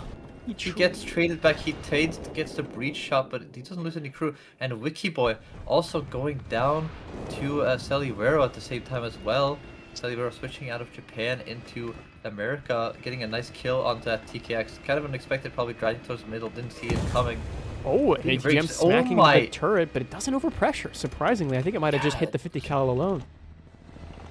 Very lucky there for Celivero to survive that, but Streamer. Zorder taking, yet again, with the ATGM taking out the Park player in Ratboy Z, so the Park is open for the team of 5-6 at this point. It could push forward. It could be a point of weakness for Team Wasted And Time Bontek here. has to watch out in that case because he's got people on both sides of him, of course. He's got Celivero over here who's going to try to hold the angle, who's going to try to be shooting at that. Oh my god, what a shot clean onto shot. Wiki Boy, and he is ammo wrecked as well in that TKX, and that's going to be so painful because it takes so long to restock ammo in that thing. Yeah, great shot there. And a little bit of an uphill battle from Baguette, trying to Yeah, get back poor and fight Baguette. I mean, Evolution. I'm not sure what he can do here because I feel like he's just going to trade back again if he tries to do It's that same very thing. difficult with that system to try and fight the ZTZ here, or the Wheezy, excuse me. Yeah, it's just a lower silhouette. It has the advantage in terms of hitting the turret first, I think, in some cases. Yeah, that breach area to Leclerc is just so big and it goes straight into the ammo rack. So, as you saw, they both shot for breach, but since Baguette has the ammo behind, he just died because he, has ammo compartment breached by the CTC shot there. Yeah. So And look at this. Ratboys is very skeptical, very afraid of pushing past into Park now that he knows Zorder is an ATGM trying to get the shots menace. up to Wiki Boy. Of course, at the same time, Baguette goes down again to Evolution. Wow. So Evolution, I mean, has gotten killed. Baguette down to his last spawn. And Celibero has killed Wiki Boy again. So Wiki Boy also down to his second death. So he's gonna be on his last spawn too. So this is not looking good for 5-6 this round. They've run their course, it seems, in this round. A lot of people dying much too quickly. With 8 minutes 30 seconds on the clock, it's not what you want to see from 5-6 if you're a 5-6 fan. Wait, why 5-6 is down, I think, 2 or 4 spawns already. So, I mean, they got 2 players on last spawn as well. Evolution is breached. That might have been in a culmination of what happened between him and Baguette. But, yeah, it seems as though Evolution, able to take him out twice in a row, is not going to be Santos is going to go down to Celivero again. So we're down to 5. I think almost... I mean, 1 nick did get taken down, so we have, I think, 2 deaths on the side of Waste Time, but 5 deaths on the side of 5-6. Yeah, look at that. Exactly. 2 players on the last spawn. That's not good for 5-6, and they also don't have the cap advantage either. I mean, it's all cards on wasted time side at this point. Yeah. You know, being down on spawns, plus the fact that you have to be the ones that we have to be aggressive to push back in. Looks like they're gonna try with Sworder here, holding that park position. Of course, you've got to watch out for 1 nick, but that rush down the 7 line from Wiki Boy could be surprising Rat Boys very, very early on here. This depends on where he turns in. Is he scared of somebody being behind him? 1 nick actually setting Sworder on fire. Sworder now in trouble. Wiki Boy has to try to do something. 1 nick gets ammo racked though at the same time. So a bit of a trade there. Can push here, and he's not ready with it. He's not ready. Yes, into the FCS though, but he still has his gun up and still has the turret, so and he has to be scared of his behind now. So yeah, Wiki Boy gonna sandwich Rat Boys potentially. Oh, but 1 nick is also staring at there from the park, or from the little rubble pile over there, so he has to be careful of that too. And he also has last spawn, as we said. I mean, Zelivero can also have a great piece of holding here. I mean, 1 nick is kind of stuck in between them. What is going on here? Okay, 1 nick gets taken down by Santos. And Santos is now lining up the shot onto Zally here. If he comes around the corner. Oh, but the track shot is looking for it. Zelivero just wants to track him because he could have the advantage at that point. Santos is just playing very casually. He needs to be careful. Oh my goodness! Oh, and he gets caught. Okay, a shot into. I believe a fuel tank. Doesn't get tracked though. Only fuel tank. Only turn red and a fuel tank. Yeah, for Santos. So kind of the advantage there, and it's gonna be. Oh, but exactly. He tracks. No. But no. What a blunder shot by Baguette there, but he survives the fuel tank shot from in driver, return. Though it doesn't matter as but it looks like Santos takes that Zally. Finished off by Santos. And Sworder now in not a decent amount of trouble, you could say, but sorry. We have 2 people on the last spawn as well for wasted time though. Kind of turned around by 5-6. Yeah, definitely seem like they're kind of on equal footing for both teams here. We have people on their last spawn, 2 people on the last spawn for both teams, and I would say that 5-6 has the positioning here. No, but Wiki Boy goes down. That is him out of the game. To Rat Boys coming out of spawn. A bit maybe unexpected. He would spawn over here so quickly and just be ready for that shot. So this is going to be bad for 5-6. They're down to their last spawn on 1 player now. Or, you know, 1 out of the game, but 1 more on last spawn as well on Baguette. So that's not good for them at all. And that's going to put a lot of pressure on Sworder here because he's got 2 players with him. Rat Boys is going to try to decap that B point. And 1 nick, of course, rushing up that 7 line again. Yeah, he has to juggle some opponents that he doesn't really want to be in a position to do so with. And so we're going to have to see how he manages that. On the other side of the map here, though, we're seeing Baguette holding the line for these 2 players, defending A, and Zorder goes down to Evolution. So he Did you see where he shot him from? No, I didn't. Wait, the barrel goes down there. Oh, but the barrel goes down by Baguette, but he shot him across the map. He was coming from C, and Evolution killed him from all the way there. I see that. He was climbing on the hill up there and got the shot all the way across the map. So that Evolution clears losing out. The barrel. Versantos is going to push aggressively in here. Celivero needs to pay attention to Versantos and try to help his team. And he does. He gets the engine onto Versantos. Celivero all alone now, of course, but only 1 player to fight him at the same time. And that Leclerc cannot peek in here very well. I'm not going to lie. That Leclerc has a much bigger breach area. Wait, he and might I would get the be breach. very scared of that. Oh, no. I was going to say, Baguette, he doesn't want to risk it, though. He's in danger. But Baguette needs to be careful with how he drives that tank. Discipline is crazy from Zally. He is tracked, and he has his teammate coming in. Versantos is engined as well. That's the problem for Versantos, is he's engined. 1 second. Oh, he's actually repaired now. He has repaired. Zelivero needs to just reverse away here. Oh, but putting a he shot. does actually get a crew member. Wow. He gets the commander, though. That's not very crucial when it comes to being able to shoot. Of course, he gets the crew member on that. And Versantos, looking at the completely opposite direction, gets taken out here. Now it's 2 versus 1 for Baguette. 2v1. And he's on his last spawn. He puts the shot into Salivero. Engine out though, and it doesn't matter because Evolution can just push in now. Maybe for free get a shot on him. He's gonna play it carefully. Potentially. Position himself very nicely so that he can just keep Baguette in the safe place. Salivero has to repair. One Nick is out of the game actually. Yeah, so we're it's down a to 3 versus 3, which is critical for Team 5-6 and staying in here. Are actually sort of on the side of 5-6 still. They are getting maybe like ticket blend now because the C cap was removed for a while by One Nick. The A cap is gonna come back in their favor. And the swing from Versantos. But Versantos swings and takes out Evolution. He's out of the game at this point. And Sally is now alone and he gets taken out. He didn't repair in time. Oh no. And we have 2 players out for the side of wasted time. Only Sally and Rapois are gonna be still in this game. Versantos and Baguette actually coming back and they have 3 people still. Wow. Rapois has to push really aggressively towards the C cap now. He did take out that player on the cap. He did get Zorder out of his second spawn, of course. So Zorder on his last spawn as well, I think. But how can you get back into this as, Sally is going to be in a 2v1 here. That's going to be so rough for him. Plus he has the players holding towards C who are going to be able to support his team with Rapois over there, capping the C point. And ticket bleed technically on the side of wasted time, yeah. For the moment, maybe. But no, it's not anymore. He didn't make it in time before they capped the point. And now Baguette's going to be able to hold Zally there. And he's going to get pincered, so he's going to 2v1. force the push. No chance. He forces it, gets the breach. And he missed. Baguette didn't get the shot. And he takes him out. Oh and my now god, it's all up to Versantos. He has to play this passively, I think. I don't think if you're in Versantos' position, you want to play aggressively. It's all up to Zally to make the play possible here. Oh, to keep but wasted time is actually getting the caps on their side as well. Zorder didn't make it to force Rapois off the cap. So it's actually going to go back in wasted time's favor for the ticket bleed. What is that peak from Versantos? And no, Sally goes down, gets shot in the ammo rack. Zorder now can just stay here. I think he just... I mean, that's Sally out of the game. I think if you are... So interesting play. Yeah, but Zorder just needs to stay alive at this point. He's going to have to sit... I mean, he has a ticket bleed in his side. He needs to stay alive for long enough that the ticket bleed won't matter. But Versantos is going to be rushing his way over here. Yeah. And can he survive for 1 minute? Is that enough time for the ticket bleed? Because the problem is if he dies, it's over. Goes for breach. He gets the breach. And now he can hold Versantos. Right there, though. But he's ready for Versantos. Versantos has to hit the shot of the tournament, really, if he wants to make this successful. He has a little bit of time. He still has a 30-second gap to just make sure he doesn't throw this game. Zorder is going to be repairing for another, like, 20 seconds, I would say. So, but he needs to watch out. Artillery coming down! Pay attention to that. Artillery on him. He needs to pay attention to the fact that Zorder is going to come back, and that last bad ticket bleed is going to go down because Zorder's going to be riding that cap. Yeah. I think he's going to lose this anyway. I think he Zorder's blundered. going to be repaired in a second.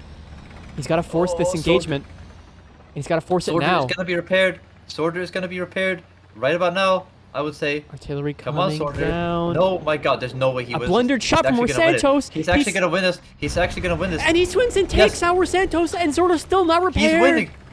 He's won.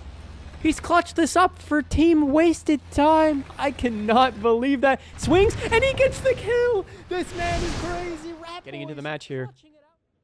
We do have... 1-1 still. Yeah, 1-2-1.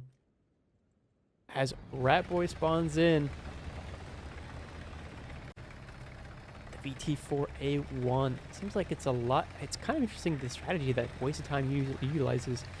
The ZTZs, or the China and Japan lineup, as well as their opposition, Versantos being the only outlier. I believe we've already talked on this, but yeah, Versantos being the only outlier using America. A bit of a surprising one there, but at the same time, if it works, it works. And he has been top ranking for his team, so it seems to be working out pretty well. Yeah. Getting into the match here. Salivero, though, getting countered by Demon, getting to that nice spot by Evolution and not being able to counter him yet, so he's keeping Salivero for the cap, which is going to hold him there. But he cannot hold it for long enough, so Salivero will get to be able to cross into the 8 cap with Rosantos there. He's got to watch out though. Yep, I was about to say that's a red breach on Salivero. He's got a risk of not hitting this shot though, and he's going to decide to hide instead of, you know, holding that angle, you know, the 50-50 gamble with his red breach. One Nick is kind of over there by himself now. He's not going to be in a position to help with Salivero here. And that's another kind of biz shot. I mean, it's going to get the breach or the turret drive, so that Salivero did try to shoot it below his breach, so he's kind of not in a good spot, but he's hiding behind that little brick, you know, outcropping very well. And Sorter actually went down already by One Nick, I think. Yeah, One Nick already took him out, so One Nick is really aggressive. I mean, look how far up he is. He's already on that little home road, but Rap Boys coming in with a little bit of a nice counter there onto Demon as well. Oh no, into Versantos pushing up, trying to get the kill. So Salivero stays alive. 2 deaths down for 5-6. Not working out well at all. Wiki's boy also goes down, and I think. But Demon gets his barrel knocked out by Evolution. I think Evolution will be able to manage to snipe that, but he has once he's repaired. He has no engine. He will be able to. That's a very short repair as well with that Ace Crow. So you can see barrel with only 15 gonna seconds. Risk it. Oh, but Salivero is repaired. Take the kill. Wow. Okay. Salivero finally repaired, can finish off him. Versantos back into the cap to try to stop that cap from going to their way, but of course he won't be in time. So not looking good at all for 5-6. Another Versantos death coming in. He's died twice already. They're down 4 spawn somewhere pretty much for 5-6 already. This is not looking good at all. Another shot in from Sorter there. Rat Boys is very damaged. They're trying to save him. Rat Boys is not going to hold the angle. He's got no barrel. He's just backing up, trying to bait Sorter into the shot of One Nick here. Oh, he's going to go pretty far out, but is that even possible? It's not. Misses the shot on the turret. Yeah, One Nick not able to help out. And Sorter just overwhelms Rat Boys. Yeah. Sorter is going to be able to actually go towards that home cap now, I think, and be able to at least decap it.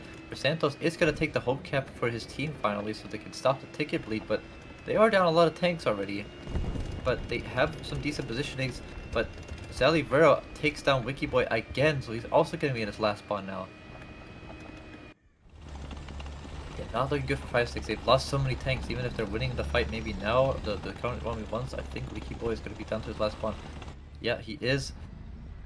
Sorter's got to watch out for the shots from One Nick, of course, as well. Thank goodness he doesn't have ATGMs. And Sorter launching some ATGMs in return at One Nick. Oh my goodness, who got distracted? One Nick has lost his turret drive there, I think. 2 were Santos. Oh no, he didn't lose his turret. Yeah, he lost his autoloader and one crew member, so he can't reload because he's fired right before his autoloader got taken out. So he doesn't have a gun ready up right now.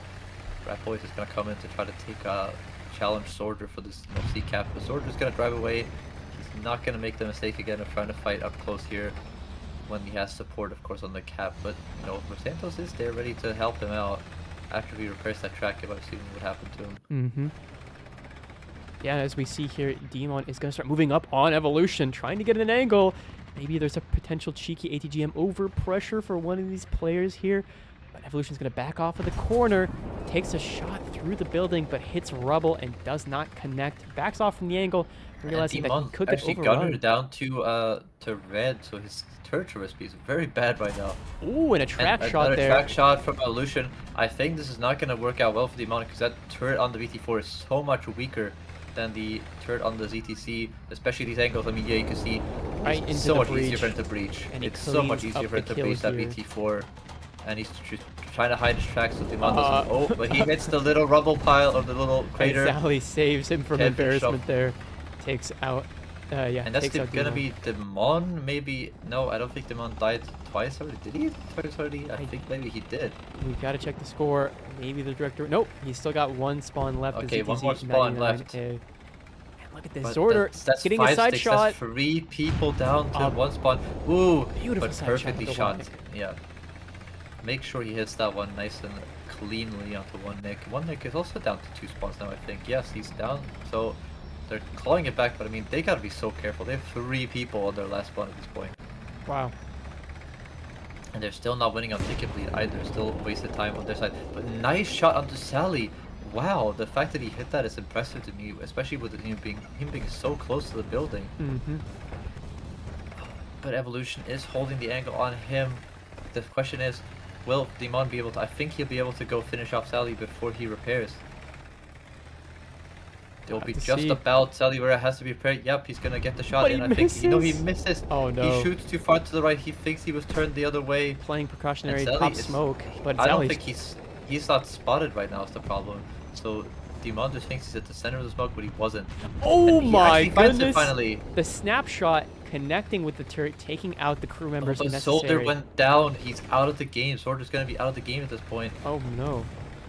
So that's a man Sally down. Vera's gonna be that's the second spot. Evolution goes down in return though. Wait, no, so they we have a still man have down spawn. advantage.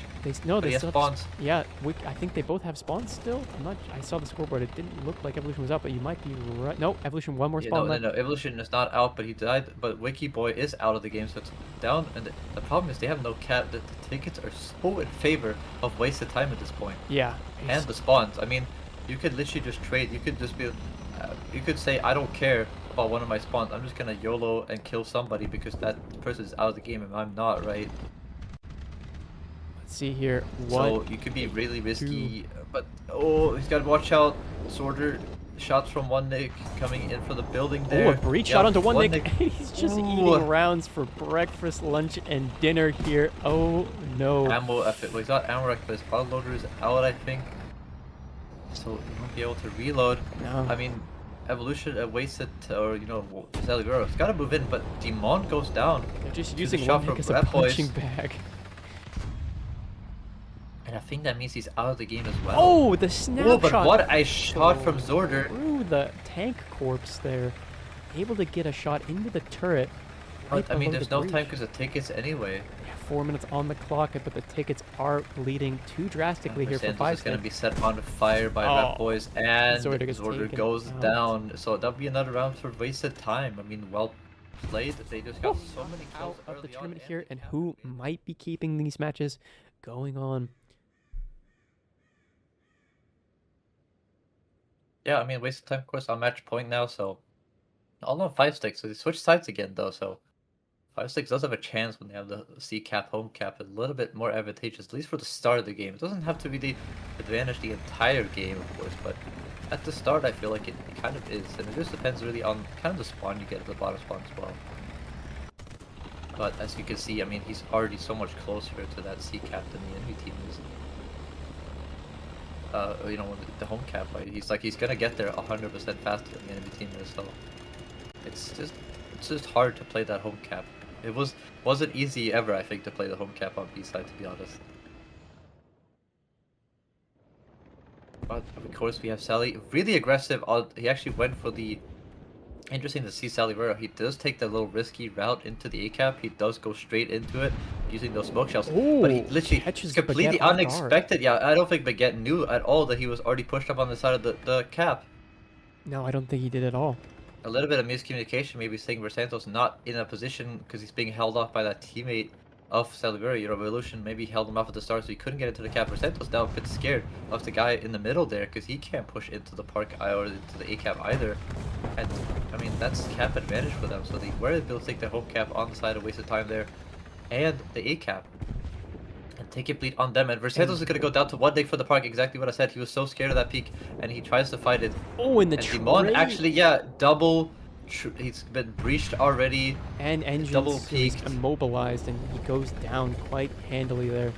To And Evolution. Rat Boy's already pushed up decently well. He's actually getting shots out to Baguette. I think he engined him, and the barrel goes down. And Yes, the barrel, it's he's gonna be able to clean get the kill. kill on this as well. I'm pretty sure, but that if his Oh. teammate doesn't, yeah, And yeah, one picked Nick. up by one Nick. I mean, Baguette already down to his last spot again. There's just so many deaths on the side of 5-6 initially. What is going on? I don't know. I mean, they definitely were pacing themselves a lot better in their initial match, but now it's just And, all I mean, falling Rat Boy apart. has all the confidence here. He's getting a bunch of kills. He's Holy actually ATGM. to the top of the turret. It hits the array, Red but it does breach. damage to the breach. Yeah, it hits the breach anyway. That little overpressure there for the heat shell. Zorder tried to fire, didn't get it.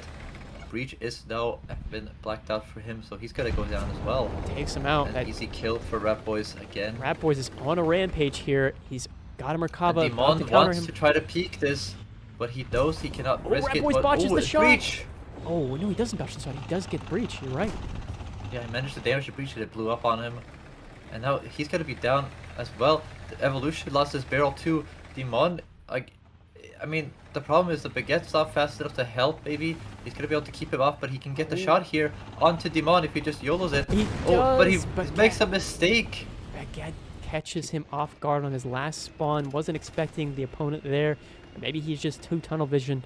And so Rat Boys will go down. Since it's a nice spot here. Evolution does not have a breach back there, or not a barrel maybe, but he is gonna be pushing up to help out with Versantos in a second. So Versantos has to be really careful here. He does need to make a play before Evolution repairs, because then he's gonna get pinched from 2 places. But so is Salivera actually. Zorder in a good spot too. Versantos is gonna full send it into the cap. Hopefully he can get a shot into one of these players before Evolution comes to help. But Sally didn't lose much, I don't think, actually. But then he got pincered by Zorder, who's now going to get hit himself. But Zorder needs to watch out. He lost his barrel. Okay, Versantos does get the kill, though. He didn't disable his gun. Only the horizontal drive, of course. And now Versantos getting ready to hold the angle. Yeah. Oh my goodness. But he's going to be able to finish off Zorder, and I think if you just load HG or ATGM here, he's going to be able to finish off Versantos for the top, though. No, so he's going to load the APFS DS, and he will he just goes hit for the dart breach. shot, and he gets the breach. Okay, so he's goes Versantos is definitely going to go down here. But oh, wait a second. Is he going to try and go for Park? There's no way. He's just going to clean up the kill, right? Yeah. He's just positioning himself so he doesn't get shot from the Park, I think. Yeah. Maybe a little overzealous with that shot. Goes for driver, maybe? Or cleans up the kill, hitting center mass.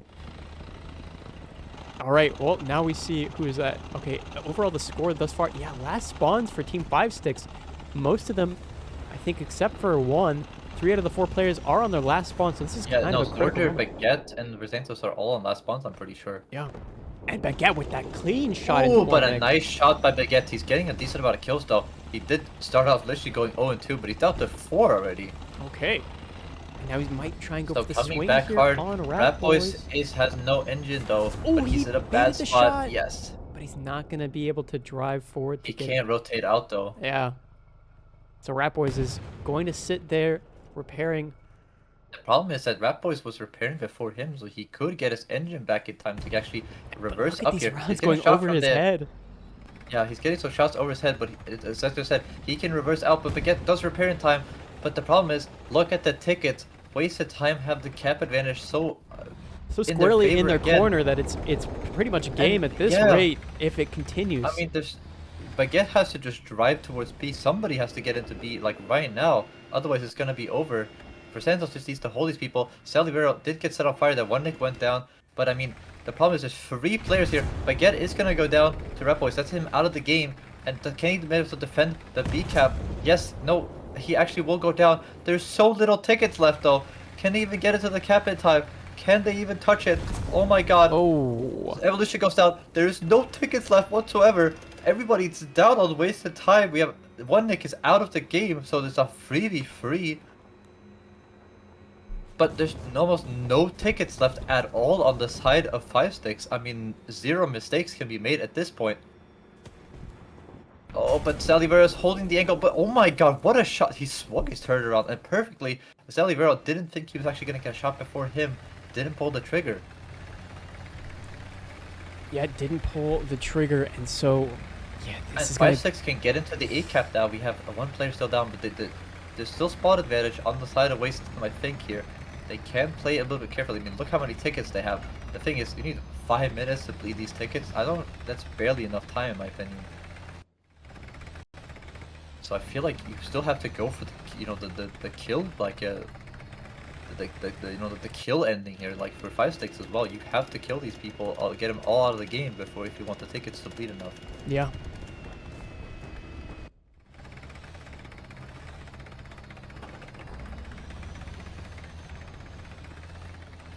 Well, we are seeing it's going to be difficult because they did bring those caps back, but who knows? We might see. I mean, if they play passively enough. But there's so little. I mean, I feel like just one person dying is enough tickets. How many tickets do they have left? I want to know. It'd be a great thing for the director to let us know. Rat Boys gets tracked.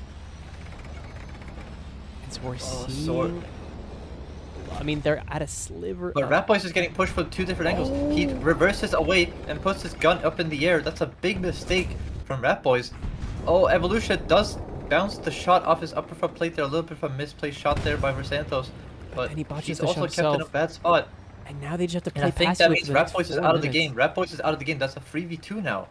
This is going to be And very close. Evolution is Zorder actually getting coming up from 3v1 behind. right now. With the way that 5-6 is Evolution. playing, you would imagine that they're on their last. Nice shot from Demon, finishes him off. He's also down to his last spawn now. It's Yeah, only two two players deaths. left. It's It's two deaths two for deaths. 5-6. But the single man ticket bleed as well because there's only one player alive right now. He needs to respawn it, and no, Zalivero goes down. Oh no, there's gonna be more single man ticket bleed. 3 minutes left. There's definitely enough time into this. Zalivero needs to respawn. Wait, was Zalivero down to his last spawn as well? I believe. Yes, he was. It's just Evolution. The single man ticket bleed is He so has to get punishing, and he 2 needs to get kills. 2 kills. And not in a VT4, especially not. I don't bet on it. That's all I'm gonna say. Yeah. Ooh, trying to get the shot onto Demon, but I mean he has less than 20 seconds at this point. Is he gonna take the shot? He's not gonna even risk the shot there. I mean that's it. Yeah. That's literally it. He There's no stalled way for he too wins this. long. And wow, what a comeback by 5-6. I mean, I cannot believe it from a sliver. And look at that final shot from Demon, ready around the that's corner. a clean taking swipe out by Evolution. 5-6. There's got to be some internal clean frustration definitely on fight. that team, like, with the players. Maybe not, in general, but they're going to say it, but they're going to be a little bit frustrated, like, player-wise, definitely. But, you got to try the best. You got it this far. You made it to 2-2. Just try to mental reset and say, this is our first round of the game, basically. Yeah. They just gotta have a clear mind so that they can focus on the task at hand. They don't want to get caught up on what's already happened. They just need to focus on the here and now. 2-2, wasted time, and 5-6. And oh no, 5-6 starting off with disaster. Wow. Demon getting taken out by Zally. And Zally's gonna have a clear line of sight to getting on that so- A-cap. Zally just goes direct route to the A-cap every time and is so aggressive towards it, and he just was Santos prepared is with gonna the be in angle, trouble perfect down to here. Demon. But exactly, that's the problem. When you lose your player that's supposed to hold that player over there as well. Evolution tries to get the ATGM or then looting a dart to try to get the ammo rack, but he's just a bit too angled at Baguette, so Baguette's kind of helping out Santos here. And that TKX peak is going to be a little bit awkward, and he actually loses his horizontal drive and autoloader. Actually Demon. down to Breach as well. Demon has actually killed, basically taking him out of the battle. The question is he going to focus on trying to kill Evolution? Evolution kind of making a mistake there, maybe by turning in, but he misses the track shot. Zally Gonna get now 2 versus being 1. The pushed shoot's into on the other position, foot yeah. here, and the pressure's gonna be on to Team Wasted Time as Zally. And Baguette's going to just peek, and he's trying to get the misses shot. the shot. One Nick as well is Nick also not- holding in Baguette though. Yeah, One Nick not pressuring his opponent enough. But the turret's first speed is so slow on the TKX. I think Demon just needs to go for it at this point. I think that's the case because he can't wait forever for this repair to come Yeah, down from Evolution. But what? One Nick went down. That's not gonna go well for Zalivero. Yeah, he's gonna get taken out. He got the engine on somebody. Maybe Evolution actually losing his barrel still, so he hasn't repaired in time. So we have 2 players down. And so Demon might be able to disastrous clean up. start maybe. No, he doesn't He go for it. might be able to clean up, but he's repaired now. So Yeah. no. Evolution is repaired, so even And though that Baguette got initial... taken out by Rat Boy Z, where they just had map. Oh, and Rat where Boys. Santos gets saved by the trolley, it seems, or the round didn't go through whatever object he shot. But Yeah, he's trying to get the little angle here. Oh, a little bit too far to the right. Zorder takes out Rat Boys in park. Gotta so he's watch gonna... out for Demon over there. Yep, he's got his radiator taken out a little bit too high of a shot there by Demon, but I mean he's got to be really afraid of this situation now because he's pressured from 2 angles. I mean, Santos is shooting it from over there. And look at the situation there at Park with Zorder, on the C-cap, taking that home cap from Team Wasted Time is going to put more pressure onto them. And yeah, it's going to have to, I mean, I'm not exactly sure what Rat Boys is going to do here. Maybe he's going to be able to get that cap back. But he's on pressure though. Look at that guy on the 7 line. He's gonna be able to push, Zorder off the cap as well. One day coming back, so he can only decap it, but he's got to reverse away because he's alone on the side of the map too. Yeah, he's playing it cautiously, playing it safe, playing it wisely. So we're just trying to disrupt, and Oh, he they is might get able caught to. out, but he actually gets the turret ring and autoloader onto One Nick. Great shot there, stalling his And opponent's. Salivera gets taken out by Baguette again, so What is Sally down this to his last spawn magical now. angle that Evolution was going Oh, for? but Evolution tried it, but Demon is there to punish him instantly. And what a turnaround by 5-6. It started off so bad for them, but they turned it around really well. I mean, we have One Nick down to, Salivera down to his last spawn already. And that's one of the stronger players on Wasted Time, I would say, especially for that A cap. Yep. Now we have Zorder here in Park playing it wise this whole game thus far, dropping artillery on Rat Boys as he tries to make his way towards that C cap. I mean, he's playing it for time, he's playing it well, and look at the tickets. They are successfully bled into the favor of Team 5-6 here, a result that, you know, many were not expecting. So we're seeing an angle here being held by Zally on the A position, making sure that nobody can push outside of the A boundaries. But Zally has to do something here in order to shake things up rather at the A point and stop this ticket bleed from, you know, taking over and becoming an irreparable damage that Wasted Time cannot recoup. Evolution waited for that shot to see if he just sneak something through. Not gonna connect anything though.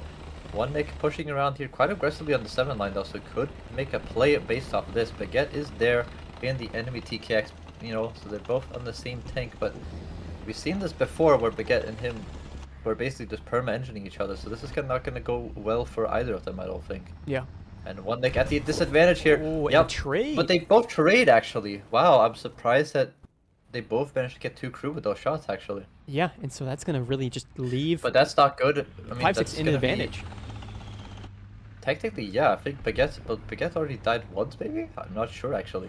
Well, also look at the, I mean, if one of them had survived, there would have been a cap for either one. Demon actually, yeah, managing to actually bait the shot. He only loses a loader. The problem is Evolution gonna outreload him anyway.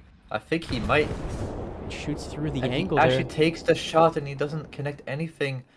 Oh, but Evolution can even get another shot that actually will do some damage to Demon that will disable his gun. I don't think so. He's just trying to bait it out, but Versantos is coming up to try to get the angle onto Evolution through that building. He could get a shot. Yep, he just got a shot through the little like apartment building there through the window, and that's gonna take out Evolution's gun. So Demon could be free to push once he repairs here, but Sorter does get taken on the other side of the by Rat Boys. And we're looking at the angle here. Oh, we're going to Demon. Advantage is still in the side of with 5-6 though. Demon going for a flank on Evolution. Push, yeah. Is Evolution ready for it? I don't think he is. No, he misses the shot too far to the Demon right. Shoots too far. He runs into the tank. Oh, he has his gun back. Watch out! No, I was about to say he just. Mistake from Demon there. And now the shoes on the other foot. Evolution cleans up the kill as Demon. And Versantos went down as well, so they lost both their players towards A. So, I mean, waste of time can come back into this, get the cap, and you know, take it lead in their favor. What an absolute I mean, we have a lot of people blunder. who have died twice already as well. We have Baguette over there on his last spawn, One Nick on his last spawn as well. So there's a lot of people. Yeah, we have 3 players on 5-6 who are down to their last spawn. Not looking so good for them when it comes to the amount of tanks they have left, and Baguette is just gonna get shot from, you know, 1 to 2 people from every side. He's gotta reposition himself here because he's gonna be at the risk of One Nick and the person on the cap there coming in to kill him. And Evolution actually takes out Demon again. I think no, wait, no, that's old. Yeah, Discourage old that. news. As we see Baguette may be able to get an angle here on the A cap, which would be crucial if they want to pry the ticket bleed back into their favor, as it has been for the majority of this match. We do see Versantos on the cap, but he is in kind of, you know, a dangerous position here. Evolution as well as Zally. Yeah, they're still at a disadvantage here at the chat. I mean, this is the problem. We are going to be seeing Versantos slowly start to move up, trying to find the right angle, trying to find the right approach, along with Demon, who's probably feeling a little sheepish at this point for missing that shot on an opponent who was repairing. Yeah, it was a free kill basically, and that's gonna be bad for him because the cost him a spawn as well. I mean, we have Baguette is trying to push up to get an angle onto Evolution here, but he's gonna get taken out a little bit overzealous. Zellyverse gotta take him out. That's it, out of the match. One Nick does get taken out of return, so there's a trade back. 2 tanks out of the game for, you know, 1 tank out of the game for each team or 1 player. I mean, so down to a 3v3. There's still the advantage for 5-6 in terms of tickets, but 3 minutes left. It's enough time to bleed their tickets, so they gotta get back and decap one of these points. Alright, looking at this though, Demon has to make a play here. Oh, we're seeing it. Soldier and Rat Boys in a big... the ATGM over pressure. Clean kill from Zorder. Has a free cap now. He should just go for that cap and decap. He needs to go decap to make sure his team doesn't bleed tickets, I'm gonna say. I know he wants to focus on helping his team here, but he needs to go back and do that because, I mean, Rat Boys is out of the game. There's nobody to fight him over there. He has a free C cap because there's no way these two teammates can focus on them. And Demon actually pushes up and gets the kill onto Zally. Puts his foot down, stops the cap, and they clean up And Evolution as well. Is that game? And that's gonna be it. That's gonna be game, right I think, because there's only Evolution is the only person left, and there's 3 players left in the enemy team. My goodness, I cannot believe what I've seen here. 15% of believers in 5 sticks have just become Channel Point millionaires. And so, yeah, wow, congratulations to 5 sticks for moving on. And unfortunately, for wasted time, that's going to be the end of their run in this weekend's grand final part of the tournament. The first round, sadly, because of just how the times worked out. But I think this was actually up as, which surprises me because I really was betting on Roar winning this one. So maybe I'm just coping a bit too hard, but we have a full America lineup coming out from Roar. So holy freedom! But so actually is Ignis Avis. This is a full America versus America lineup. Get your K-Konas out in chat, hell yeah. Yes, the K-Konas are coming out in force as we see an interesting strategy here. We're seeing Roar with 2 IPM1s and 1 M1A1, and of course with a set V2 from Misclick there, and then the IPM1s coming out in force initially here from Ignis Avius, and only one set V2. I'm gonna assume that the IPM1s, I mean, look at all the smoke shells being fired by Nefo and by the shot into Nefo from Twister, actually getting him through the smoke there. Beautiful shot. Yeah, I mean, playing for the risky move of moving and up Nefo there. goes but down. So is Twister. Twister, okay, nice shot by Twister. Just, wow, I mean, I'm just amazed. Able to seal the early kill deal They there. had 2 players there. I mean, Nefo and Imperiuslav were both firing smoke shells. They're just spamming it off to try to cover his approach up to B, but it didn't work out in the end. And of course, Roar has better take that A cap already. They have a decent advantage over here at C, I would say. Because Imperiuslav or Master Delta, I mean, back in the back there, isn't not like the best spot, but Raph actually oversells on the peak, I would say. Yeah. Gets his driver taken out there. Oh, but the second round doesn't. The second round doesn't hit. Can he reverse in time? Yes, he can. He does. Imperiuslav will not be able to get the track shot there. I think he was trying to get the track shot to get him out of the game. The problem is, this is a really, really risky cap to get in from that side, so I would be a bit scared if I was Raph. Mm-hmm. You definitely have to wait enough time. Demonuke just playing very, very passively back here, just trying to hold anyone from rotating up to A. But the problem is, the A capper actually has gone all the way out down here. So Bidifu is actually going to be able to hold Demonuke here, maybe surprise him, but Demonuke should probably hear him at this point. He doesn't actually see him yet. Could he get a barrel? Oh, he doesn't realize yet finally that Bidifu was actually pushed up all the way. So Bidifu is actually in a great spot to counter Demonuke here. He is in a good place to counter. But at the same time, if he gets peeked by another player from a different angle closer to that B point, yeah, no, definitely. I would be fearing that if somebody on the side of Ignis Abyss would go down here, they probably would respawn there just to surprise him, right? Yeah. We are seeing Imperiuslav being very conscious of that potential B push. He's just holding it down, not allowing Raph to push any farther forward. We are seeing a stalemate in terms of the ticket bleed at the moment. Raph has to like back off at this point because I realize that he's not going to get into this cap, I don't think. Yeah, but at least not from this side. I mean, at this moment, Ignis obviously does have to reconcile with the fact that they have a huge chunk of their tickets already gone, and they need to bring that back in some meaningful way. They have 8 minutes and 40 seconds, so that's plenty of time. But still, it looks like Nefo is actually going to rotate all the way into the back here, safe, because I think. But he's got to be careful about Twister. Twister is holding the angle here. Yeah, exactly. He can't go there. So he can't rotate around. I think he wanted to go back to the spawn to help, you know, Demonuke out with the fact that Bidifu was there, but Roar basically has control that side of the map now. Mm-hmm. The problem is, I mean, this is perfect for Roar. They could just sit here, right? They don't need to do anything. I mean, they want to get another cap for ticket bleed, of course. That would be nice, but they have the advantage. I mean, Ignis Abyss has to do something, right? There has to be some sort of shake-up and here. Nefo actually loses his engine. He tried to cross anyway. Maybe Twister actually will be able to get the kill on him again. Who knows? Artillery comes down and takes out Imperiuslav has been taken down, and that means Raph is going to be able to take the B cap for free. Wow, this is all crumbling apart for Ignis Abyss here. Yeah, Nefo was able to cross, and I think he was able to slide Twister, back. Yeah, well, I think he just tried. He got him in that little gap between the rocks, maybe. Potentially. Oh, and a shot rings out there. But Twister actually from Nefo, yeah, he's peeking the little rock there. Yeah, he's peeking the little gap and actually takes out the track of Twister. Nefo's revenge, trying to get an angle. Maybe he can get this. The thing is, Imperioslav is trying to push up, but he's not going to be able to see him from this angle. Of course, he's going to have to be careful about Raf, though, because Raf overpeaks and doesn't get the shot. Well, he takes out the engine on Nefo. Twister actually goes down to Nefo at the same time.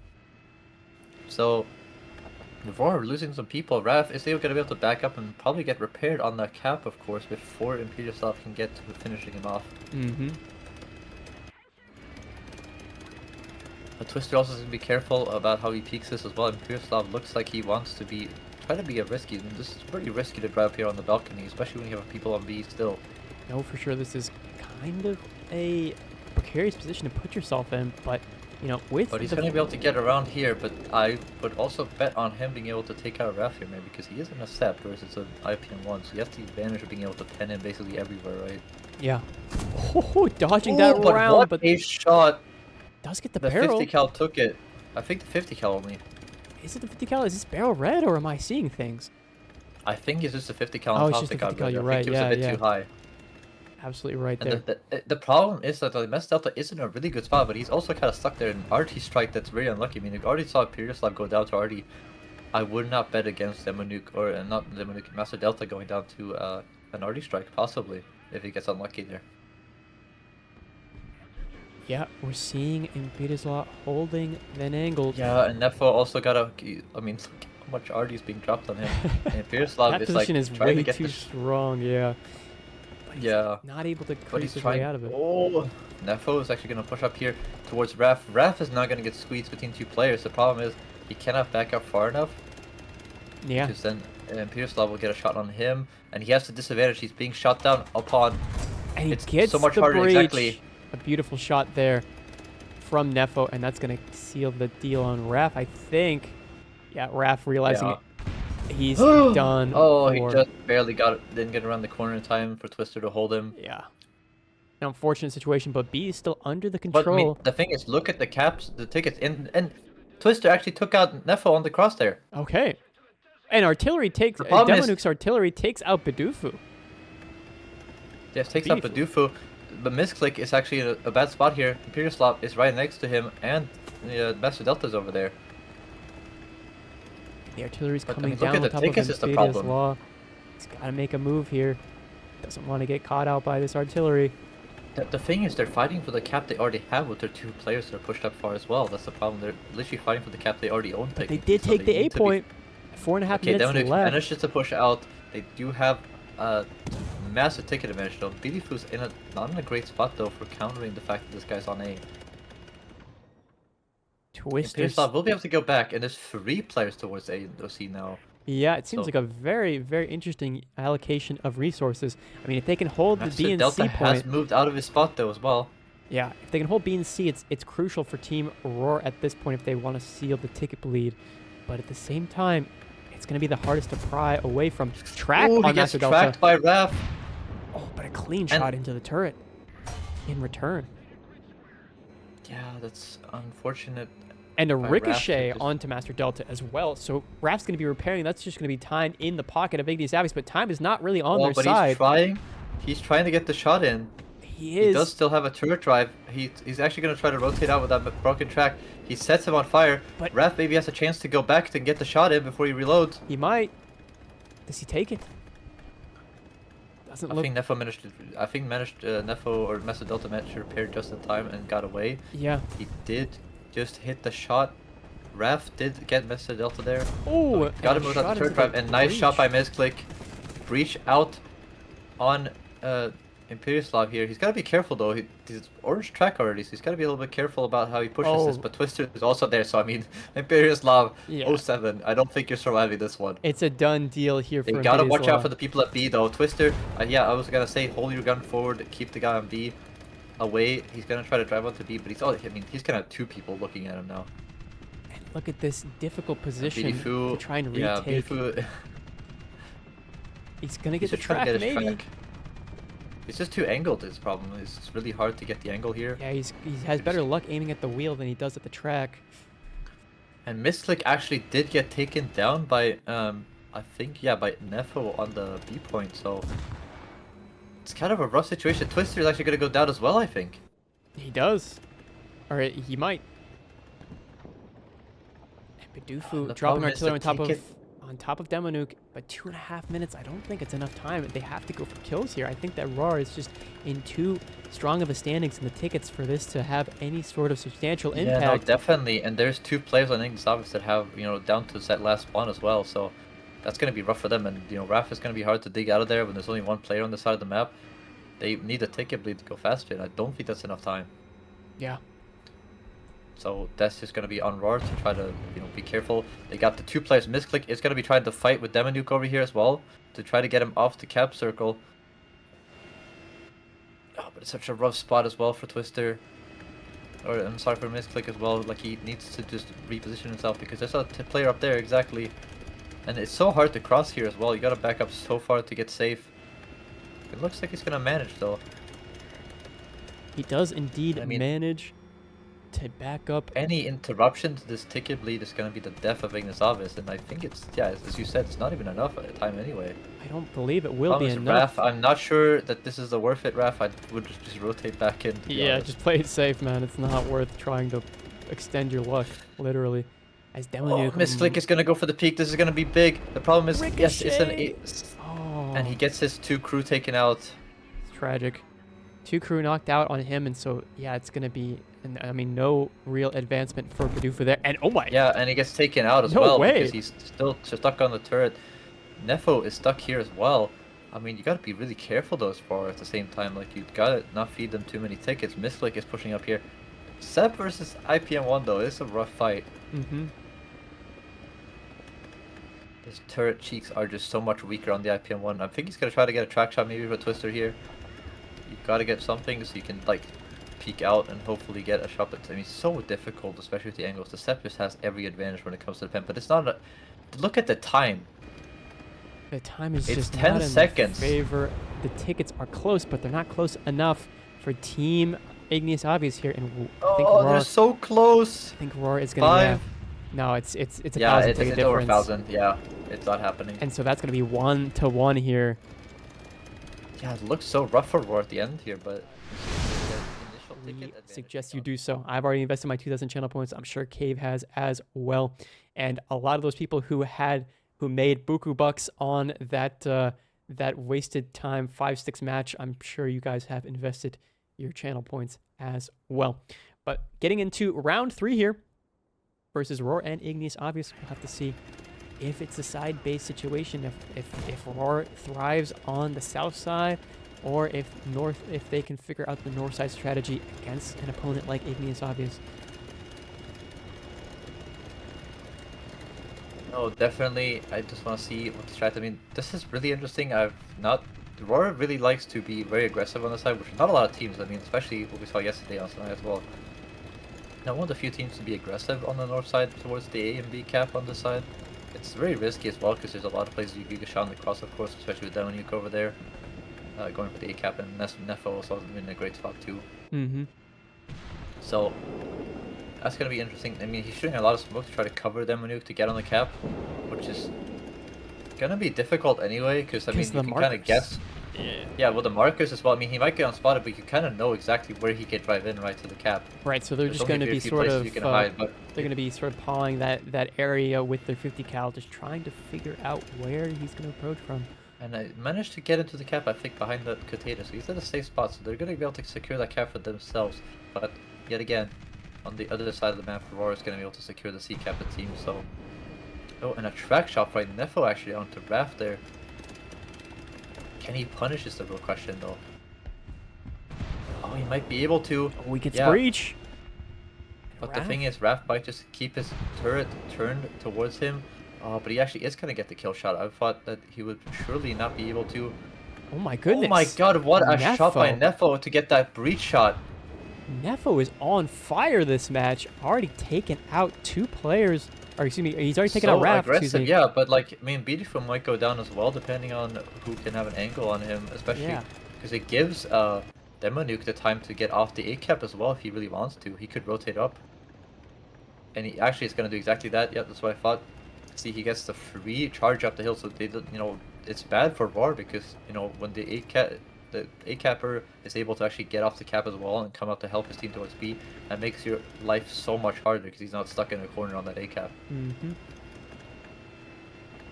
So this is going to be really, really rough for Roar to come back on this side. And, oh man, I might just say that it might be. I mean, it might be another done and crack shot. dusted already. It seems like it's so defiantly in the favor of Ignis Obvious, but you never know. Roar could bring this back. Nefo is coming over to help. Ref really doesn't have a lot of time to make sure because the problem is Bifu is tracked there, so he can't maneuver. But a nice shot onto Nefo there to take out his breach and his 2 crew members there. And now Demonuke is going to be having to focus on Raf, and Nefo's going to be backing Oh, off but the angle. Demonuke got his barrel taken out, I think, by Bifu. Oh, okay, so this could be a cleanup. This is a retake here Yeah, for he Team peeked Roar. his barrel out by mistake. Nefo didn't actually lose. He lost his radio on 2 crew, but he's on 2 crew. He's gonna be able to take him out. Raf gonna be able to clean up and finish off. Well, both players of Ignis Obvious on this side of the map. Raf needs to back up real quick and get into the spot. So that's a beautiful retake by Roar, to be honest. A bit of a mistake there by Nefo to over peek over that hill. Maybe it's a miscommunication that, you know, Raf was holding him, right? And the smoke rounds just for extra BM there. It's going to be blocking the sight lines of the Ignis Obvious players on that side of the map. Roar now in control of every cap. Oh man, what a retake! What a play! I mean, we were doubting, but the caster curse comes in and tells us, no, you're wrong. Roar's Raf almost gets hit there.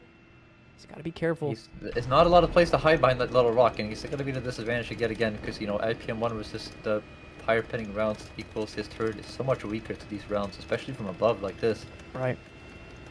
I mean, that's going to be hard. I mean, Raf is kind of going to be stuck there. Yeah, he just kind of sacrifices himself, and especially with the other player capping the point, he's going to be alone here, right? Demonuke has some time to be aggressive with him. He doesn't get there in time, though, to stop the cap, but Raf has to be really careful because the back of the turret can be seen by Demonuke from certain angles. He's just going to keep firing smoke shells, though. He's just replenishing smoke shells and just making sure that Nefo doesn't get a good angle on him. Nefo is coming around, though. I think that Raf could peek this and have a pretty good shot at Nefo here, but why even Nefo risk has decided that he's not even going to try that angle because he realizes it's not going to work. Yeah. Problem is, artillery coming down on Demonuke as well, which will be critical. But Nefo has to keep pushing up, and he's going to try to get the angle. Yeah, this is not a great angle for Raf, though, because he has to peek into him. Yeah, the problem is he's playing IPM versus M1A1 as well. Oh, botches the shot, and the yeah, but he gets horizontal. Is beautiful. That's a nice shot by Raf. He's going to be able to finish off. I'm not sure. He's still a little rock there he can hide behind. The problem is, what is his teammate up at A or B going to do? Okay, I think Bifu's just going to try to hide there because he's an engine shot, and balcony. That's going to seal the deal on Nefo. I can't imagine. Oh, that's a little too far forward. Oh, bounces the round. round. A little bit too far forward, a little bit right. Oh, no, a little bit too far right. No. Oh, man. Yep, nope. Right a little there. bit more left. Demonuke now coming in to try and save his teammate, but it's not enough time. Oh, he doesn't want to drive the cap. And he botches the shot too. Is Raf going to get the shot? He does! He gets the driver track horizontal.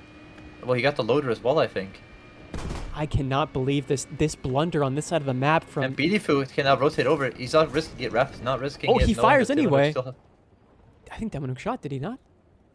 Yeah, I think he just tried to shoot when he peeked. But and breach is now gone, so so shot Raf into the back of the shot, yeah. And yeah, he's just going to J out, yeah.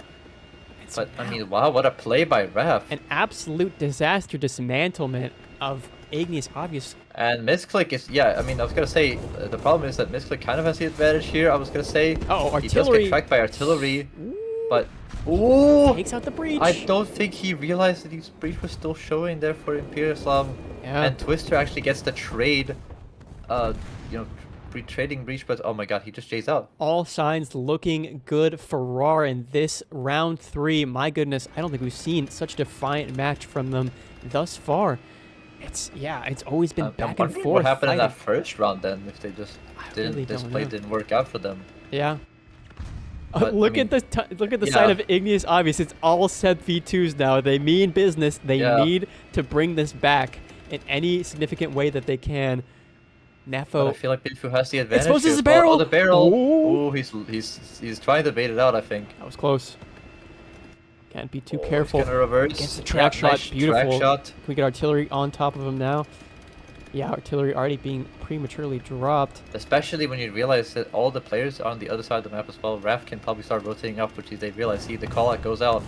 Okay, there's nobody coming for A again except, you know, the people up on top there. So Raf can actually rotate out to help Bidifu, which is not going to be good for Nefo because he's going to get 2v1 there. But another player, of course, the Imperial Slav, respawned in here. And Bidifu's got to watch out here. He does have an angle. And beautiful shot by Imperial Slav to finish off Bidifu there. And now Ref is not in a rough spot as well because, well, nobody's going to spawn behind him, but he's got to hold. But I mean, the tickets are so, it's just not going to happen, I don't think. No. They're only going to get one decap. It's basically GG at this point for Roar getting 2-1 over Ignis Aves. Look at the ticket bleed. It's going to be a sealed deal, like you said. Oh, Ref oh my does... god, what a shot by Nefo though. Yeah, it does eat the... Oh, uh-oh. And he gets the finish onto Raf, but that is going to be it. Yeah. Misclick does go down, but it doesn't matter. All of these kills are just for some self-esteem, I guess. Yeah. As Roar to another finally wins that would be quite something. I think we've seen we've gotten to round 5 almost every single time today. We'll have to see. I can't quite recall. No, I mean, I think we've had basically down to the wire games all day today, except for the... no, it has been all the way to down to the wire, hasn't it? It's been all the way getting to round 5 here for us today. So we'll have to see if that's going to be the case once again. Yeah, I mean, really interesting. Of course, they switch sides again. We have Bidifu is going to go all the way to A by himself. Really aggressive here from Roar. You see that player next to B. He's kind of rushing the spot that gets so easily countered by the... But Nefo is just trying to smoke, so he's trying to counter. Raf is actually going for the exact counter to Nefo. Like going into the spot that counters him if he tries to push past where he's smoking with the Imperial Slav as well, right?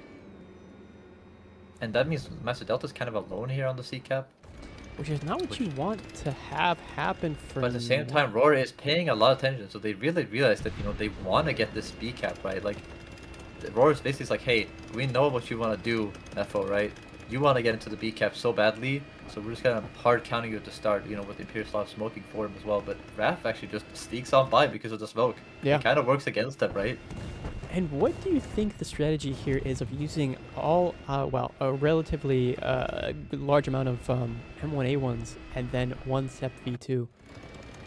I think it's just they don't want to bring out the tanks, especially when Imperial, like they're bringing out all these IPM1s at the start, so it doesn't really matter with the IPM1s, or the M1A1s, I would say, when it comes to the, the fight.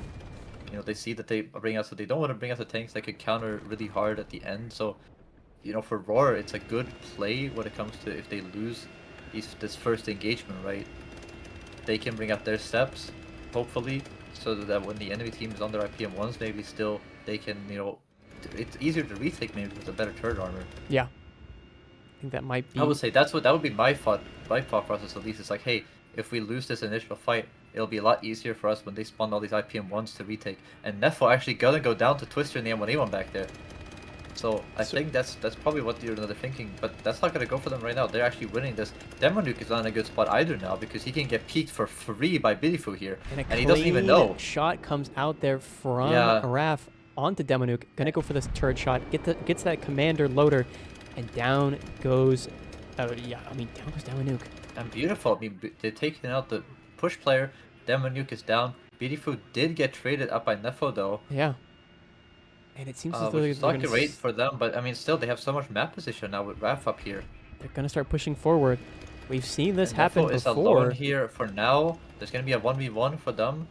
The thing is, Misclick, or not Misclick, the Bidifu needs to come back into this fight now. Oh my goodness! From the right field, Raf smacks and beat his lot out of that. Oh, Twister also goes down at the same time to Nefo with a nice peek on top of that little hill there. Yeah.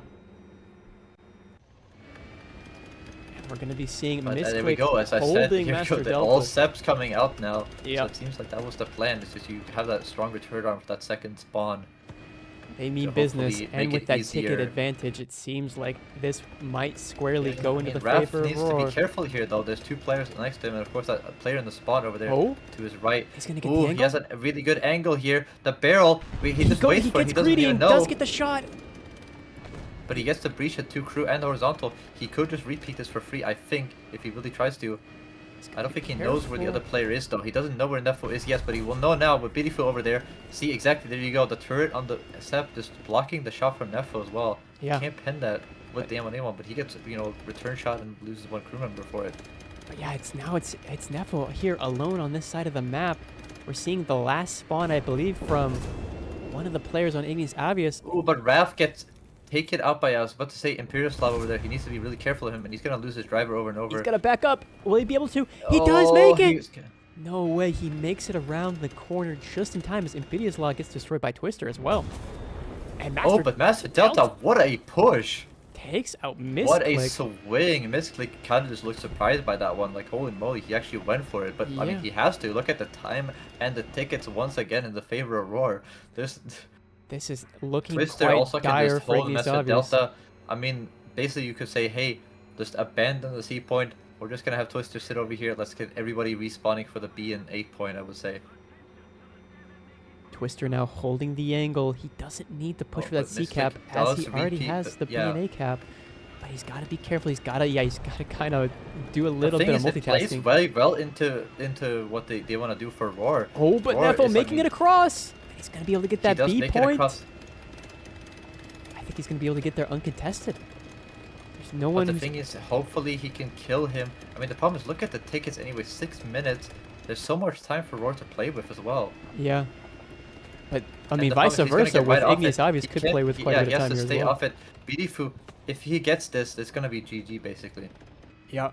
And the shot. And he's just gonna play safe. He's gonna play safe. The thing is, there's nobody there to help him. Misclick actually takes that Demonu coming out of spawn as well towards B. So Nefa will not get any support as well. Oh, he has to reverse. Coming down the artillery is so crazy.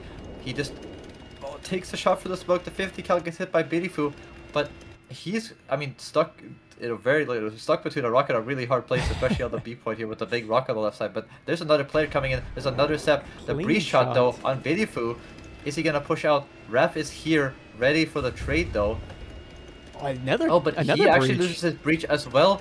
Master Delta from the spawn breach. Half the players here for Team Roar are breached. Oh my god, it was Imperial Slav that hit that shot. And Raph is actually in big trouble here. And Nefo's just driving across. He knows he can do it because Raph has no time. He's gonna get. Oh, but the 50 cal. The 50 cal clutch. A beautiful 50 cal track by Bifu, and he has his gun up as well, by the way. Okay. Bifu has his gun up again. The problem is, Nefo is in his own ESS at this point, I think. 50 cal attack from either side here coming out. But I mean, Bifu can just buy time. They decapped the C point though. That's huge disaster for Ignis Obvious actually. A huge slam into the side of Nefo, who will go down to Twister. And Nefo gets taken out there by Twister. Now we're pushing onto the B cap here for Roar. I think that's going to be all she wrote for Team Ignis Obvious. I don't want to spoil anything, but it seems like that's but that's definitely what's going to happen. I mean, there's no time in this cap, and you know, 4 minutes. I mean, they got the decap, stopping the ticket bleed as well. I mean, Twister, or I mean, Misclick probably just YOLO'd himself in and said like, haha, I'll take your cap because it wins for me, even if I die. You know, the ticket bleed is so against them. I mean, there's no way you can bleed this amount of tickets in this amount of time. Yeah, but look at that the B position. Bidufu can actually push onto the B point, so there will be somewhat of a ticket bleed here because of that. He's gotta watch out for the people. He can't actually because of the people. Because of the people pushing. The D6 position, able to hold the line against Bidufu here. He's gonna try and go for an encroaching position. I think his teammate, Bidufu needs to have some patience here. Twister is getting pushed really aggressively here, by the way. Oh, but he still has the gun. He doesn't get the turret rotation in time. He's out of the game, though. That's a problem a bit maybe for Roar. They need to be a bit careful here. The thing is, there's a player out. Demonu gets taken out. The player up here, Nefo, needs to be careful because, I mean, look at that Roar player up in B3 up there, pushing up behind. He's going to be able to put pressure on Nefo. And hopefully, or the balcony player actually was going to say, if he puts pressure on that balcony player to get him away from there, he can't protect Beautiful from getting onto B and D capping. And we're actually seeing as well. We're gonna be the smoke as well. Yeah. The Beautiful actually gonna try to push up towards Nefo maybe, but I'm not sure. I mean, what do you risk here? That's the problem. Like, Imperiuslav is safe technically. Nefo actually gonna push out below. He's gonna completely ignore this and go to peek Bidifu, and Bidifu might be in trouble here. Nefo is gonna I mean, this is gonna be a kind of a game-deciding peak there if Bidifu loses that. Okay, shot and smoke. There's a big rock there. Imperiuslav. I'm not sure that's gonna work. It did not. But look this at is a bad, yeah, but this is so bad for both of them. Raf is actually down low, so the problem is that Imperiuslav has to overpeak so hard to get a shot onto Raf here if he wants to, right? And this 1v1 with Misclick and Master Delta is kind of, you know, just happening at the same time, but the problem is, what can you do as either player here? I'm not sure. The tickets are really unnerving, though, as it could fall into the favor of Igneous Obvious here if they play this correctly. Bidifu is going to reverse up, and so he can play the ridge in the back and hopefully just help it with Imperiuslav, right? And get the angle of Imperiuslav for Raf. Whoa, a little bit of bumpy there. Yeah, be careful what you're driving over when you're reversing. Yeah, Bidifu able to get behind the hill there. I think there's enough time for the ticket bleed, possibly for to turn over into Igneous Obvious' side, yeah, and I think that they know that. Oh, this is so awkward from both teams. But Bidifu is holding Imperiuslav at this point, I'm pretty sure. This is from the back a really strong defense here. So this is gonna be it. This literal fight, this shot between Raf and Nefo is gonna be it. Oh, they're just holding both of them. He does take out the fire control system. Yeah, but the 5-second reload, I don't think enough time for Nefo to even re-peek into it. No, he won't. But still, look at the ticket bleed. I think this is... Oh my goodness. The caster curse comes out in force. Misclick goes down. And that ticket bleed is going to be into the favor of Igneous Obvious here any second now. 300 tickets more. Tries to go for a breach shot, but gets breached himself. Breached himself. That's too much. Oh my god, I can't believe that Roar lost that in the end. Yeah, they floundered, and now it's going to go to game point.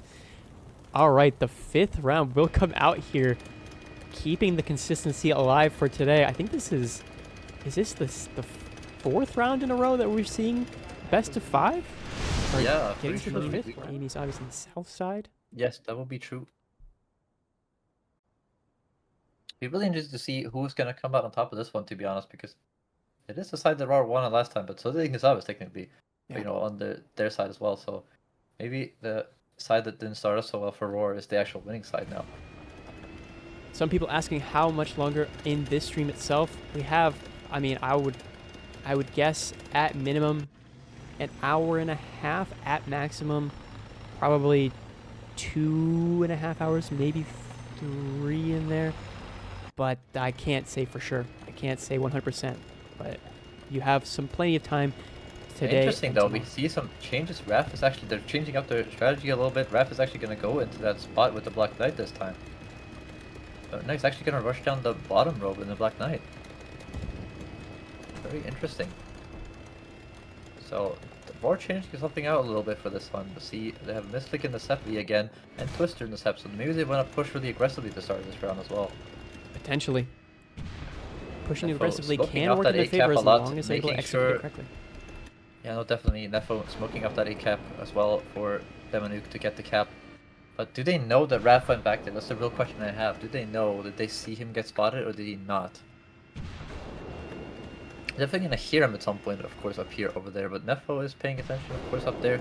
He's just firing off smoke shells or smoke shells, just making sure that Demonuke is as safe as possible and unspotted when he drives in there. Of course, Roar gonna come up with the C cap. Pretty safe for them. Black Knight versus IPM1 here is going to be interesting, I'm not going to lie. The question is, if he goes out far to the right, he could surprise Nefo on top of that hill. And of course Imperiuslav over here just being casual about the C-cap. They have one player in the back.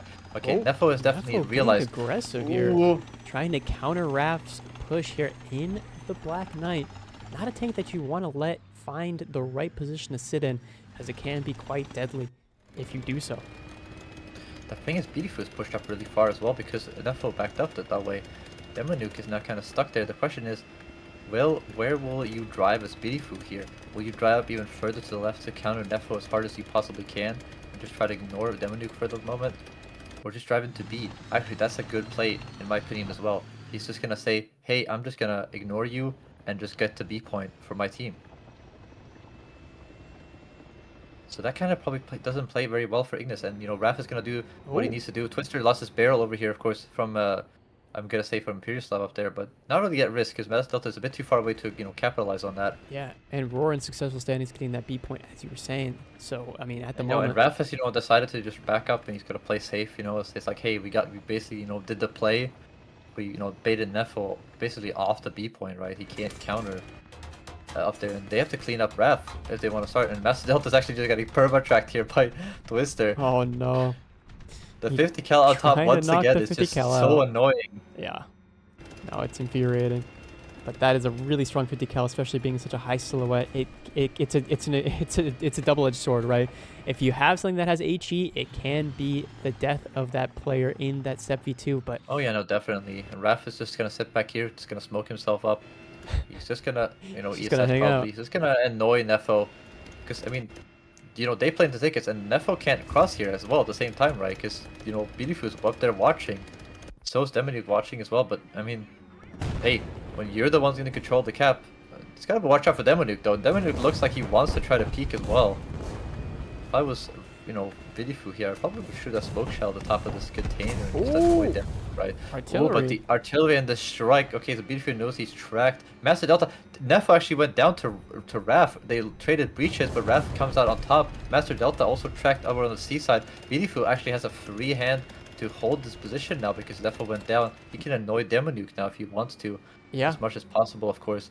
But I mean, Roar has it in control anyway. They got the C and B point. There's not really any need for them to play too aggressively here as long as they play their defensive And now, but positions. Bidifu has taken the B point and gone back to that spot. I mean, Raph could also push up again and try to annoy Neffo, pushing him towards Bidifu, of course. Oh, but Imperiuslav actually destroys Misclick on the C point. That's not good at all for Twister. He's going to be alone here now. And it's got to be very careful with this barrel. I'm not sure how that worked out for the side of, Misclick but how he won that fight. Yeah, but now, the 2v1 is coming in and boom, almost And instantaneously. Twister actually goes Twister down going for Mr. Delta. Yeah, that's a problem for Roar. They lost the ticket advantage there. Look at the And half the now- tickets are already gone for Ignis Avi, so they still have to collect themselves in this moment with 6 minutes and 50 seconds on the clock. It's going to take at least The problem is 30 for seconds to Bidifu grab the is point. Imperiuslav can now support Neffo at the same time when he's pushing up here. And this, he can't back up either because then he's going to get pushed into the spot as well. He's repairing something, I'm not sure what, probably some optics damage or maybe a track that we didn't get this. Oh, Kinda that's risky not a push good, there not from Neffo. yeah, not a good angle to go through, Neffo. You're a bit too fat for that little crossing there. Yeah. Yeah, you're just gonna raise your barrel up or your hull up into the air at that point. So I'm not sure that's gonna work out very well for you. Misclick actually is spawned over on this side of the map. They're saying no, we're not gonna do C anymore. Yeah, they're ignoring We're gonna C try and they're to gonna help. focus A. And as long as Bidifu keeps Neffo here, you can get 2v1 Demonuke down there actually. Yeah. So that's gonna work out well for Roar if they can pull it off and just clean up Demonuke easily. We'll see. Padufu and Neffo. They're in a bit of a pinging the map, so they're scuffle. planning something definitely. I see them pinging, up there. It's like, hey Twister, like you need to go here. Mislick's gonna be by himself over there. The question is, where's Mislick gonna go? Okay, we have a barrel on Demonuke actually. The question is, will they just say, hey, Oh, they're Raph, you swarming. need to clean him up? Yeah, They're swarming him. they're 'cause I swarming just don't him want to right trust. now. Yeah, the problem is he has his barrel back. Misclick actually loses his barrel over on the other side of the map, so that's not good for them. But the thing is, Demonuke got his barrel back. He did get his barrel back, and he's fighting Raph now, but he bounces on Raph, and Twister's coming in to attack. But he hits the shot. Ref hits the Brock again. Oh, and from behind, Oh, but watch out, Twister- watch out! Twister He is a gets- bit too oh, overzealous engine. on the peak there, but he gets the engine and the horizontal drive, so this should be a cleanup for Raph. Yeah. Neffo wait a did second. kill Bidifu at the same time though. Oh, Neffo barely missing that shot on Twister, or Twister barely dodging that shot from Neffo. This is not good. We have two players of Roar basically stuck down here now. Okay, a little bit of damage on Neffo there. Orange breach. But yeah, was it worth I'm it not to sure. take out Demonuke on that A cap? It doesn't seem like it was, as Twister goes down to a barrel Yeah, I mean, slot. the problem is that Misclick, as I said, he got barreled over there, right? So he couldn't hold the two players from crossing over from C, right? So one C player, in Imperiuslav there, managed to just push for free, basically, and cross over. Which is not good. So now they're going to go back full for C again instead. Master Delta now gonna get swarmed here, and Mhm. he's on his first spawn here, so he doesn't have to be that worried about dying. But I mean, they're gonna get the C point back for free if they let him sit here, and the A cap didn't even get decapped because nobody ever got to it either, and Raph is actually just gonna get rushed down, and especially from behind too. I think he's engine from behind. He can't. And Wait, he can't actually he can't. He manage to can't. fire his gun, so he's gonna ignore him entirely and try and get a shot here on Nefo maybe, if he can. I think he managed to get a shot on Deminuk as he came into the cap. Spraying with 30 cals, saying, "Hey, don't forget about me." Oh, but yeah, Raph but he's just gonna get perma engines here until getting Deminuk abused by repairs. Nefo. Oh, That not next shot should unfortunate. clean up the kill. Yeah. Maybe. Whoop, no. Seems as though No. that Oh, one round ate the whole. That one AVRES. charge just ate the dart. I mean, Wow. but they do clean up Master Delta over here, so they will get the C cap in. There's still 3 minutes left, and the tickets are kind of on point, so there's not that bad for Roar. They just need to get that cap on B somehow in their favor. Oof, that's gonna be very difficult for them. That's going to be really hard. There is a player stuck on A, and the question is, does Nefo want to help his teammates here with Twister? Twister has to watch out though. He doesn't want to push in here with Master Delta coming out of spawn, so he needs to back up and get behind the rocks. The question is, what do you do as Ignis Obvious at the same time? Do you want to have 2 players trying to hold them, or Raph over there at bay in his spawn, or do you just want to send somebody up? But Raph actually dies again to Nefo, which is just not good for Twister, because No. Twister's gonna get outplayed here. Not good for the team Roar as a whole here, as things I keep think sliding I'm into the gonna. favor of Ignis I Obvious. don't want to say GG, but this looks really bad. Twister has no way to push and get Imperiuslav out of the game or out of that position to get to B. Because I mean, even if he kills him, he has to fight Nefo as well to the side. Yeah, not looking good at all. And as soon as they realize that Raph is spawned in the other spawn, the swarm of players will come away. But there's no time. There really That's isn't. it. I think that's it. There's no way that any of these players can get into the B point in time. I mean, Misclick is going to try it. He's going to YOLO across, but that's too late, in my opinion. Even if somebody manages to kill this person, there's no way they are going to get to the B point in time. Medufa has artillery being dropped on top of him as Yeah, well. and Misclick goes down to Nefo in the back there. Yeah, that's GG. Yeah. Tickets are going to slide into Ignis Obvious' favor here, and there's nothing Team Roar can do in round 5 of the losers bracket of the War Thunder CS Grand Finals. Oh, the trade comes out, but Master Delta wins. You're already up 2 rounds, I believe, so this is quite brutal for Yeah, Team we're 5 just Stick. going to get into it. Doesn't surprise me though, especially with Voyager being strong players. I mean, look at this angle directly from the mount. He's gonna go for the little angle to try to get a shot. It's a bit scuffed though, because you're a bit shaky on top of this rock. He can't get the balance right exactly as he wants to.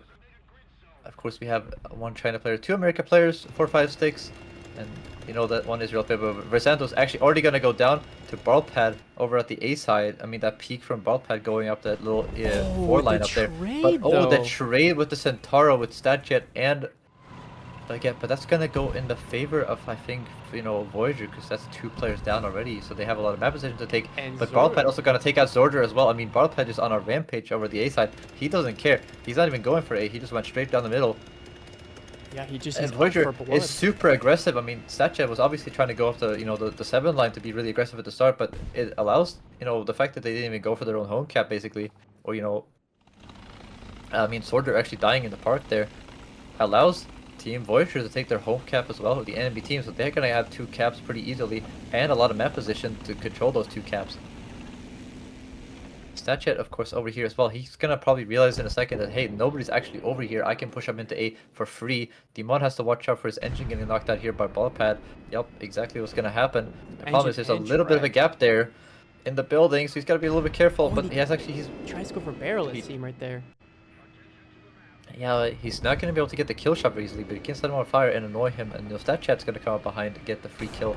I mean, Zorder, Demon, there's 3 players on every team that have no engines, and 1 has no breach anymore. Oh my god, every single player on 5 sticks. Disaster for Team 5 sticks here. But Demon actually was still alive and well with his gun up, but he's going to get taken out. He did manage to get the gun on StatChat there, but he's going to be able to decap the 8 points, so 5 sticks is just completely shambles. They just seem completely outmatched, if I'm gonna be honest, by Yeah, Voyager. it seems like they've Just come up against a stress-wise. giant and they just cannot handle the pressure of being swung around like this.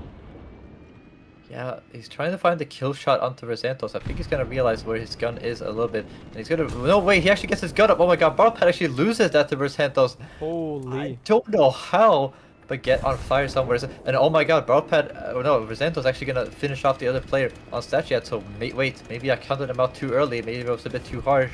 They are coming back into this. They're gonna get their caps back. They got their whole cap. Do they have enough They pushed them spawns back to make from this B. meaningful is the question.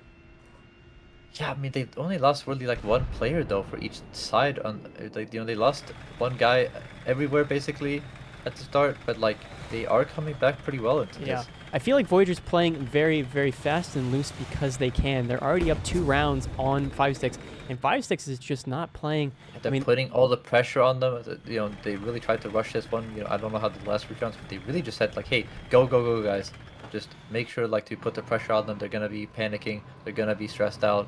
Grizzer actually took out the breach of Baguette, so he's gonna be stuck. He's basically getting stuck, you know, between 2 free places because there's 3 people shooting him in the back. 2 people shooting in the back of the turret while he has no breach. He's just trying to maneuver himself. Big Grizzer also, you know, holding over the other side.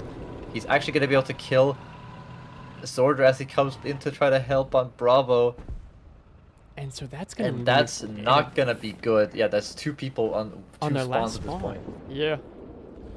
Their last spawn, so they have to play this cautiously, but I mean, cautiously is not going to be the name of the game as they lose the B cap there. So the tickets are going to be in the favor of Voyager, potentially for the foreseeable future, as yeah, exactly. He Barpad comes in takes out the player that was defending A, and Demon is close behind. And Rosantos and Demon has no idea that he's about to get pushed from here, I don't think. Gets breached and then breach, gets clubbed over the head. Now all 3 caps are into the favor of Voyager once again. And that's gonna be every player on the 5-6 into their last spawn, I'm pretty sure. It's not good for them at all. I mean, just looking at them rushing, I mean, Arsenivi gets taken out by Baguette on the respawn, but Grizzer also losing his breach over there on the B point. But I mean, they're still bleeding tickets on Voyager's side, so they're doing pretty well, and they're still gonna be able to, you know, the advantage of kills. Yeah. There's a lot of map position for them to get back. They basically are nowhere on the map right now. Grizzer is, you know, disabled over there at the B point. Can they kill him before he repairs those? The real question. And he will actually be able to finish him off. Sword finishes him off. But Baguette, oh my god, clubbed. What a shot through the ammo door and takes him out of the game. That's him out completely. A shot too high into Barpad's side there. Shrugging that round off from Demon, who's playing in the rubble there, trying to maybe get a cheeky, you know, off-angle position, but just couldn't hit the right shot. And so we're Santos.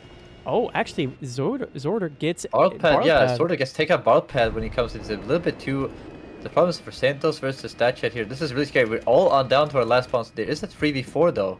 It is a 3v4, and Demon goes down. Did take that Demon. That's 2 versus 4.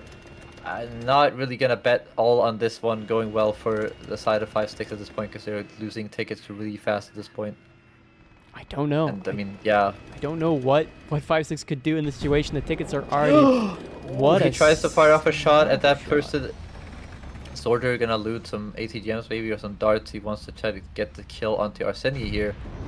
Doesn't connect the not shot. Gonna be able. The rubble. I mean, the problem is there's no way to take it. I mean, look at the 2 players on A. Yeah, Grizzer realizing that he can just play fast and loose now. He's gonna be pushing right up into Zorder's face. And the 2 other players as well with, oh my god, Zorder. The shot, nice shot. He gets the table and he doesn't. But he gets punished regardless. And we're Santos, the last player, the last hope from 5-6 in this match.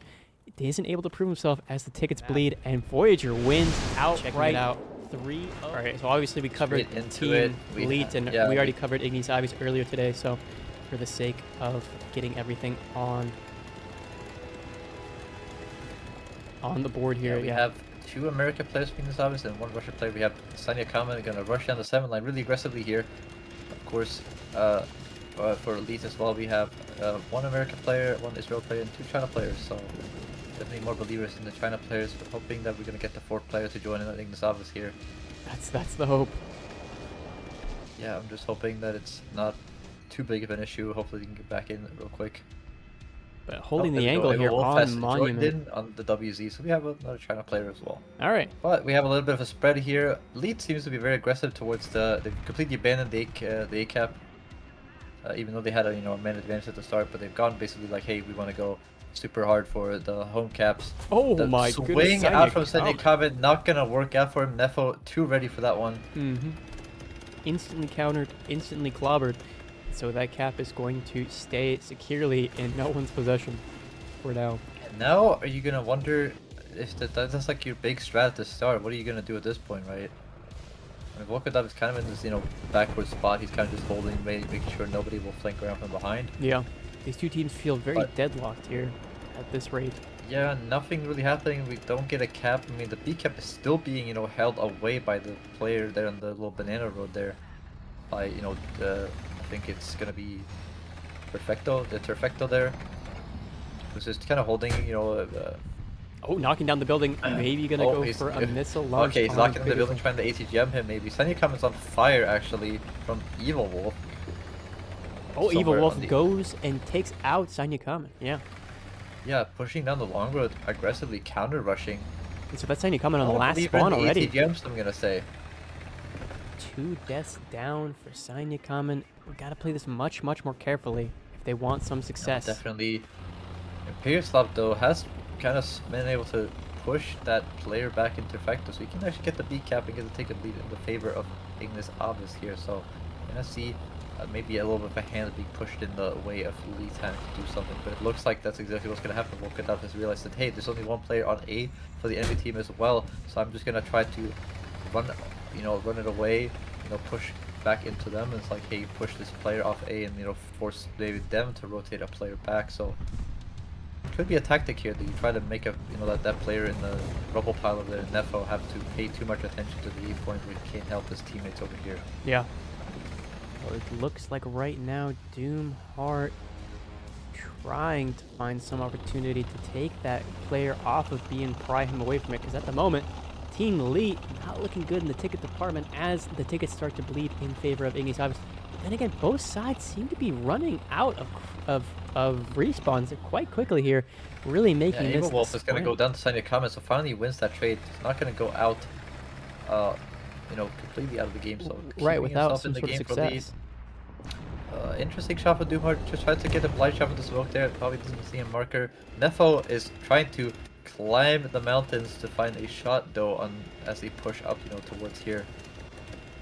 So they've realized that the play is there's 3 players pushing up. We have the long road being taken by Sanya Kamen again. He's got to watch out for that player up in the 7 line himself. There's an enemy player up there as well, Evil Wolf coming back that way, so he's got to watch out. But a lot of pressure being pushed onto Imperiuslav here, I would say. And a lot of ATGMs coming out to try to get some shots over that little ridge. Perfecto. But yeah, definitely just still, as you said, it's a stalemate really. Nothing really happening. Volkadav is like trying to do something, I think. He wants to try to do something, but he lost his breach there. Master Delta, what a shot from him. Such a clean and that's shot. Gonna be Volkadav out. And Volkadav gives up right then and there. Yeah, the largest, I mean, the biggest notable action thus far has just been getting the home cap in this whole match. Yeah. For Team Ignis AVRES here. Trying to curse some ATGMs Delta has around. to watch out for the ATGMs. Yeah, it's gonna be dangerous. Volkadav's gonna respawn though. And gonna try probably, I don't know. Doomheart actually getting one smoke shell popped there by Nefo climbing up, so he's got to be a little bit careful. Of course, of that player being there. Imperiuslav kind of just backed away a little bit. He's got, put that solid building that you can shoot down there between himself and Perfecto here, so he doesn't have to worry about the ATGMs for a while. And looking at the map at the moment, yeah, Ignis AVRES is Evil Wolf holding that angle. But oh, wait a second, a track shot comes out from Sanya Kamen. Yeah, a track shot from Sanya Kamen, but how do you win this anyways in AVRES? You gotta be so careful. Oh, no, his own wreck is actually griefing him pretty hard. It's kind of griefing, but it's also kind of providing. But at the same time, he's gonna say, fuck. He's gonna just say, YOLO, I'm going around this corner. Yeah, he's because he's tracked. He can actually push some pressure onto Master Delta because he's on that cap. But he actually loses that trade, and that means Sanya Kamen is out of this round. So he's the 3 deaths in. That's gonna be a 4v3. Yeah. Yeah, 4v3. I mean, they already had the cap advantage, but oh my god, the reverse peak does not work out. Master Delta just shutting down Volkov twice in a row now, and this does not look good whatsoever for LEET in this first round. So yeah, on the back foot this whole match with that ticket bleed just squarely in the corner of Igneous Obvious here, as LEET kind of flounders, and there's not much they can do to retake these opportunities for them. Shot ringing out nice there. Shot from Nefo there, but it just clips that ERA plate. Oh, but then a And clean shot re-peak. through the turret and possibly the driver port? I'm not sure exactly what. Yeah, Master Delta on fire. Probably lost his ammo rack, I would say, but I mean, Sanya coming, like they just look like they're just gonna say, eh. And Perfecto is gonna respawn, but Volkov just pushing the rail car out to the open actually. It feels like a bit of a tough, unwinnable situation, if I can't lie to you. Yeah, wow, even with the anyway. even with the trolley car there, it did not matter. And that's the tickets out tournaments when I played, but it was also, you know, a different layout before the rework of it. Yeah, the rework has changed so It was. I definitely feel like it was more popular back then, especially, you know, we have the Normandy tournament, of course, every year. But it felt like it was more popular in the normal game as well. But also Poland as well. I think Poland used to be in the pool as well, but I haven't seen it in a while. I'm not sure it's in the pool at all anymore, but I used to play that as well. A lot of the 4v4 tournaments as well. Someone in chat asking if the Thunder Run allows everybody who invests to get the camouflage. No, it's only for those who win. Getting to the channel point goal allows us to do the raffle, and by which case we have a certain number of winners who will be selected who use a certain lettering in the chat to enter the Yeah, raffle. no, definitely, but we have a fight already. Volkov and Evil Wolf. I mean, the shot in the back of the Macabre is not going to do much. Sets a little bit external fuel tank on fire. Evil Wolf, though, is in a much rougher spot, I would say, because, I mean, he's kind of been tracked and, like, you know, right here on the corner. He tried to go for the gamble there to get the shot for the smoke that Volkov was going to sit in the same place, and he misses the shot and gets traded back instantly because, you know, that reload is long. Gives him all the time in the world for Volkov to get it back, but he's actually been shot for the building, set on fire again. Oh my So goodness. Volkov's been disabled back, but Doomheart also went down at the start. Yeah, look at this angle Look at from this Nefo. angle. I think Nefo realizes that it's not going to be as fruitful as he once hoped, as well as But he has to he focus on managed to Sanya. get him engine. Yeah, he has to focus on Sanya Oh, and the he player all day, but oh my cleans god. house, but gets What a beautiful shot, but hit gets on him. artilleried by Sanya coming in return right after deleting him, so I Wow. guess a trade back and forth. What are the odds of that happening? C-Darb now on top of the cap in a good spot though, because Master Delta is alone. And Volkov is going to be able to repair, but you know, Earwolf is back with the respawn pretty quickly. So, going to be a little bit of a 1v1 here for these two with the IPM ones. As they wait for their little runes players to come back to it. Right, well, Of course, we're C-Darb looking has gotta at be very the... careful, because I mean, look at how far out Nefo is going to be driving in that IPM1 coming back. This is such a weird angle. He's going to try to shoot for the wreck, do you think? We gamble this? Oh my god. I was about to say, he can see them perfectly, but... Does have an open window opportunity, but yeah, without that gun ring. But he lost, yeah, he lost Gonna that be gun hard. ring and the engine. He can't put his gun on target. One could have down to 2 crew. I think. Maybe 3 actually. Not sure what that kill. I think 3 crew still. So Volkov still doing well, getting 2 kills so far. And, you know, outplaying that CTZ player over there on his side of the map. And Curving ATGMs around. It seems to be yeah, the Imperioslav only- and Doomheart, you know, this, yeah, it's basically just ATGM slingers sit in the park and just sits, you know, slinging at each other. It's like Yeah. whoever gets the top spot basically has to sit there and just endure ATGM after ATGM. But look at Sanya coming! Sanya, yeah, flank. Sanya Kamen has rushed out completely around the Type 90 to come up behind. Nefo, artillery again! No way. There's no way artillery comes down.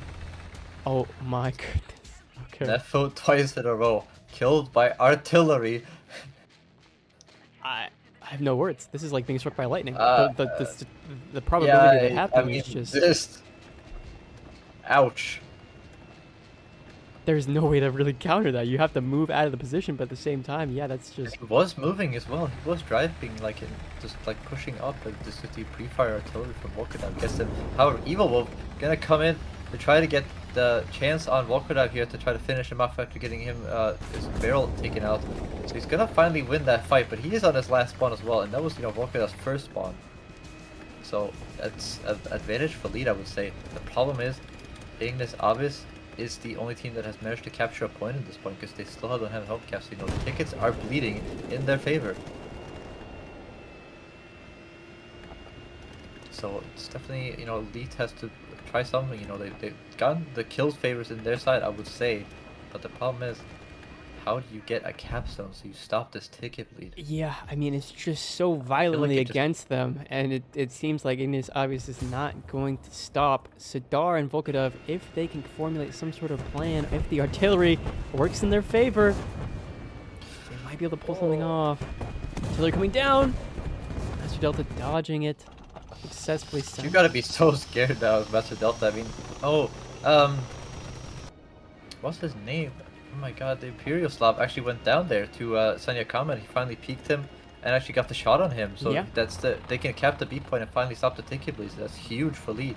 And we're seeing a very similar situation to what we've already seen before. Yeah, and we're seeing the corpse of Evil Wolf here. Evil Wolf, once again, the same corpse we're fighting over last time. Yeah. It's gonna be, look at that, all three lined two of up. his corpses are right there. All three, yeah, literally, all three lined up in one place. And Oh, surely man. we don't die in the same place and just like a little Surely. line of our dead tanks there. This might be the definition of insanity, chat. Ignis AVRES might be. Oh, but don't get tracked here. He Yeah, I was backs about up to say, behind his don't risk corpse. it. Yeah. Can he? The problem is he has the Oh, advantage and there. he I was gonna tracks. say. Okay.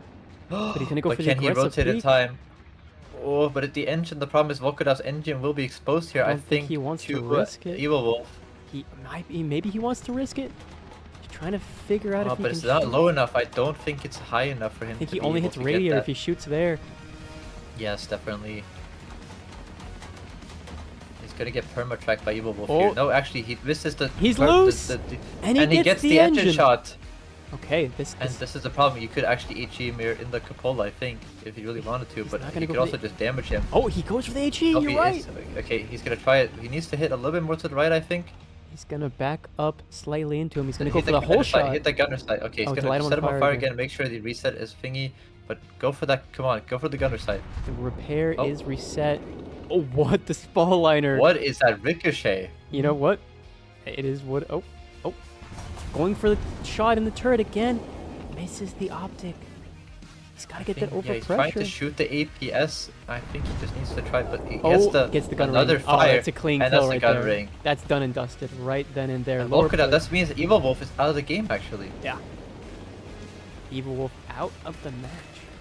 And they are able to, they stop the ticket bleed, so they are, but that means they're down to gonna be a 1v or 2v2 actually here still. But no, Cedarb actually kills Imperial Slav as he comes in with the T80U. So now Master Delta is gonna be down to a 2v1. There's not much of a chance of him getting either kill here, I'm gonna be honest with you. Oh, Cedarb man. peeks over, he baits it out, he tries to YOLO peek Volkodov in the smoke there, but he gets taken out. So Volkodov playing well this game, doing well, and I think that's gonna be game. Honestly, well, I'm not gonna say game. I mean, Nefo's down to one spawn, but I mean 4v3, and there's so much time left. 4 minutes might not sound like a, but there's a lot of time on a map like this, especially with the size and the faster tanks of this BR. Right. Oh, but he peeks And out it's- Doomheart.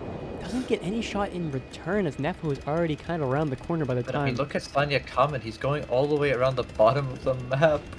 Oh man, Sonya on the And marathon how do you tour. deal with this? Yeah, how do you deal with this? I mean, Master Delta also lost his breach over on the other side of the map, so he's also going to get pushed by Volkodov, I would assume. Nefo just holding the angle here, or Doomheart holding the angle against Nefo. Misses the shot on the first one though. Backs He's going up. to try to use that ACGM reload.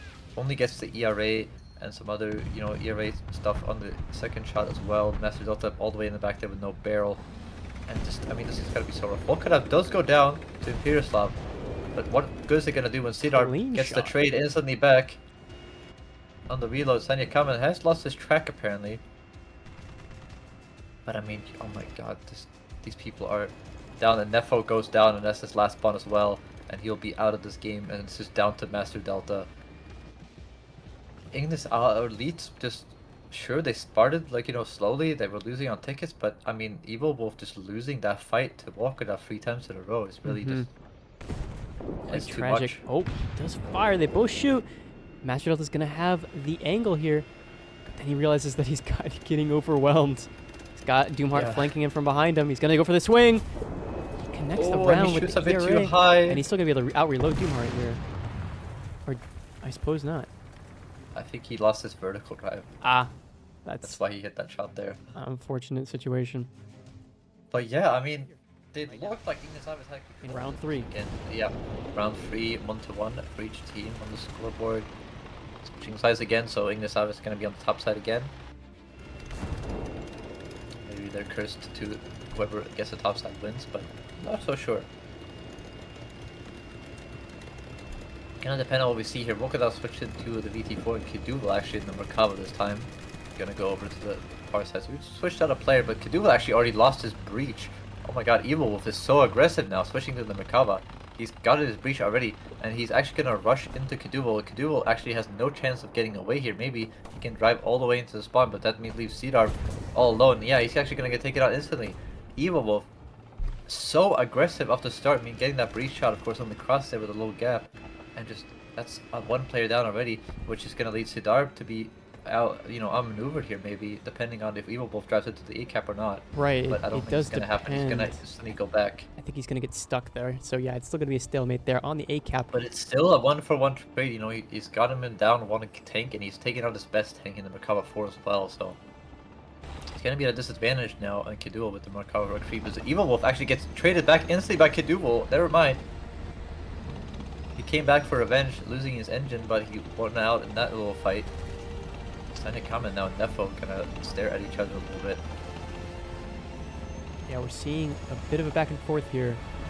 Although Kiduval losing his engine is worrisome for sure, having your engine being in the it front. depends definitely how much other damage he has and if he's down to, 2 crew and stuff. I suppose we'll figure out here He had a soon. disadvantage on the next fight with Evil Wolf, of course, but Master Delta and Sidar gonna a little bit of staring at each other. You have Nefo and Sanya coming in the middle staring at each other. And of course, the 2 people in the home cap. LEET does have the advantage though, because they have that home cap that's easier to get, and he's Volkadov is over there is keeping. I think that would be Imperiuslav off this own home cap. Yeah. Nefo however has been tracked, and this Type 10 could actually get the shot in. He actually fired there, not missing the shot on the track, and that's gonna be an easy pickup for Sanya with that 4-second reload. I think even without it, he probably would have been able to pick him up pretty easily because, he could pen his turret side there, but just made it a little bit easier for him. But Master Delta now, and not in a good spot at all. And we're seeing Volkadov actually take out Imperiuslav as well. Someone in the chat saying, VT4 is easily the worst tank you can bring. Well, the thing is, it has APS, which is a great advantage, especially when you're dueling with missiles in park. We'll explain what that means later, but basically, it's just able to slap missiles out of the air. Yeah, Cedar now with Master Delta actually going to be really aggressive here. I mean, the problem is I don't think Sanya can really push up that aggressively to help his teammate up. And Master Delta has to be worried, of course, that, because I don't think you have a sideline onto Sanya at this moment. Just, right now, Imperiuslav has to come back in at 90M. Nefo actually gonna fully reposition himself after losing that fight, and he's actually gonna go down the long road and kill Volkadov. So Volkadov tried to push up the 7 road and got instantly countered by Nefo in return. Evil Wolf now tracked. However, he took out Kiduval once again in the Merkava, so he's down, 2 tanks already for the side of Kiduval, right? Yeah. So he's gonna be on his last spawn now. So Kiduval's got to watch out for this fight with Evil Wolf because, as I said before, the last game, what really won the lead last game was, the enemy team losing with Evil Wolf going down. So he's got to be really careful at this point. Of course, Volkadov here is not in a great spot either. I mean, this is like, he cannot use his advantages in the WZ at all at this angle, in my opinion. No, it's going to be quite difficult for him to do so. So he's going to allow his teammate to cap the home point. We have Imperiuslav going to get it there. He actually lost his gun to somebody already, which is interesting, but Imperiuslav goes down to Sanya Kamen from the middle. Wow. Wow, that must have been an incredible wallbang to get him down. And that actually stopped. I mean, he got the home cap in time, but still, we have the advantage for LEET still on the cap, and I mean, that's him down twice as well, so he's going to be out of the game if he dies again. Gotta play this cautiously. Master Delta repairing. The problem is, it's like Nefo is down there being held Is Imperialslav gonna go help in the middle with Sanya Kamen? So Sanya Kamen has to back off. That's gonna leave Sidarb exposed though on the right side of the cap from that player coming in from the spawn though. Mm-hmm. And Master Delta getting tracked in the open here, but you know, nobody able to punish him for it. But I'm so scared for Sidarb to peek in this angle. I mean, he wants to stay on the side, of course, because he has a good advantage because of that little rubble pile he can hide behind as well. But I think he has to back off because of the fact that TADU is gonna come in and try to get the angle on him. Yep. It seems as though the stalemate on A isn't going to go anywhere anytime soon. We're actually seeing these players. It's kind of a diagonal assessment here, where you have all three of these players, kind of just in a stalemate, and even there in the bottom right corner, it's a bit of a stalemate as well. Looks like they're gonna try to make Evil Wolf do something, since he has only died once, so he has a chance to try to, make a play here. Nefo is just gonna hold Volkodov off. That's fine. Yeah, it's a critical position for him to hold. If he loses that, then the ticket bleed will be a disaster. Oh no, definitely. But with 6 minutes on the clock, Ignis is not up in terms of tickets. They need to bring this out to an even standstill, or go for kills if they can. But at the moment, there's not a whole lot of action going on. Not a whole lot of people taking the aggressive. Although Sidarb has let the Master Delta rotate up on top now, so he will be in advantage on this fight on the top of the monument if he can hold the back of that Type 10 as well, trying to peek into him. I think the Type 10 is actually going to try to hold him as well. He's trying to back up. So, okay, so this is the play. Sidarb has been told to go around that side to push him off the monument, so that Type 10 can actually fight the TADU a little bit more freely, maybe. I mean, I feel like the Type 10 was trying to push in to see if he could get a sneaky shot into Master Delta as he focused on Sidarb there, but Sidarb backs off, of course. And he's actually going to go up for it again. It's very interesting. It's an incredible stalemate. I've not seen a stalemate last this long, honestly, in a while. I haven't seen people. I mean, I can't say it's not that they're not making mistakes. It's that they're just not even getting into situations where they would make a choice. I feel like both teams are a bit scared because Imperialslav is on his last spawn, and so is Kiduval as well. So one player on each team is down to his last spawn. Nefo does get his engine taken out though, probably by artillery, I'm assuming. But that's gonna put some detriment. I mean, it's nothing gonna happen. I still think the angle over there is not gonna matter if he gets his engine taken out. But man, I'm not sure what to say at this point because it's just we're just watching the most stalemate. I mean, LEET can just keep doing this. It doesn't matter to them, right? Yeah, because I mean they have the advantage. Oh, and Sidarb actually backing up enough to let this, a little bit of cap go. So he's trying to get in a position. Volkodov is trying to get an angle as well on Nefo.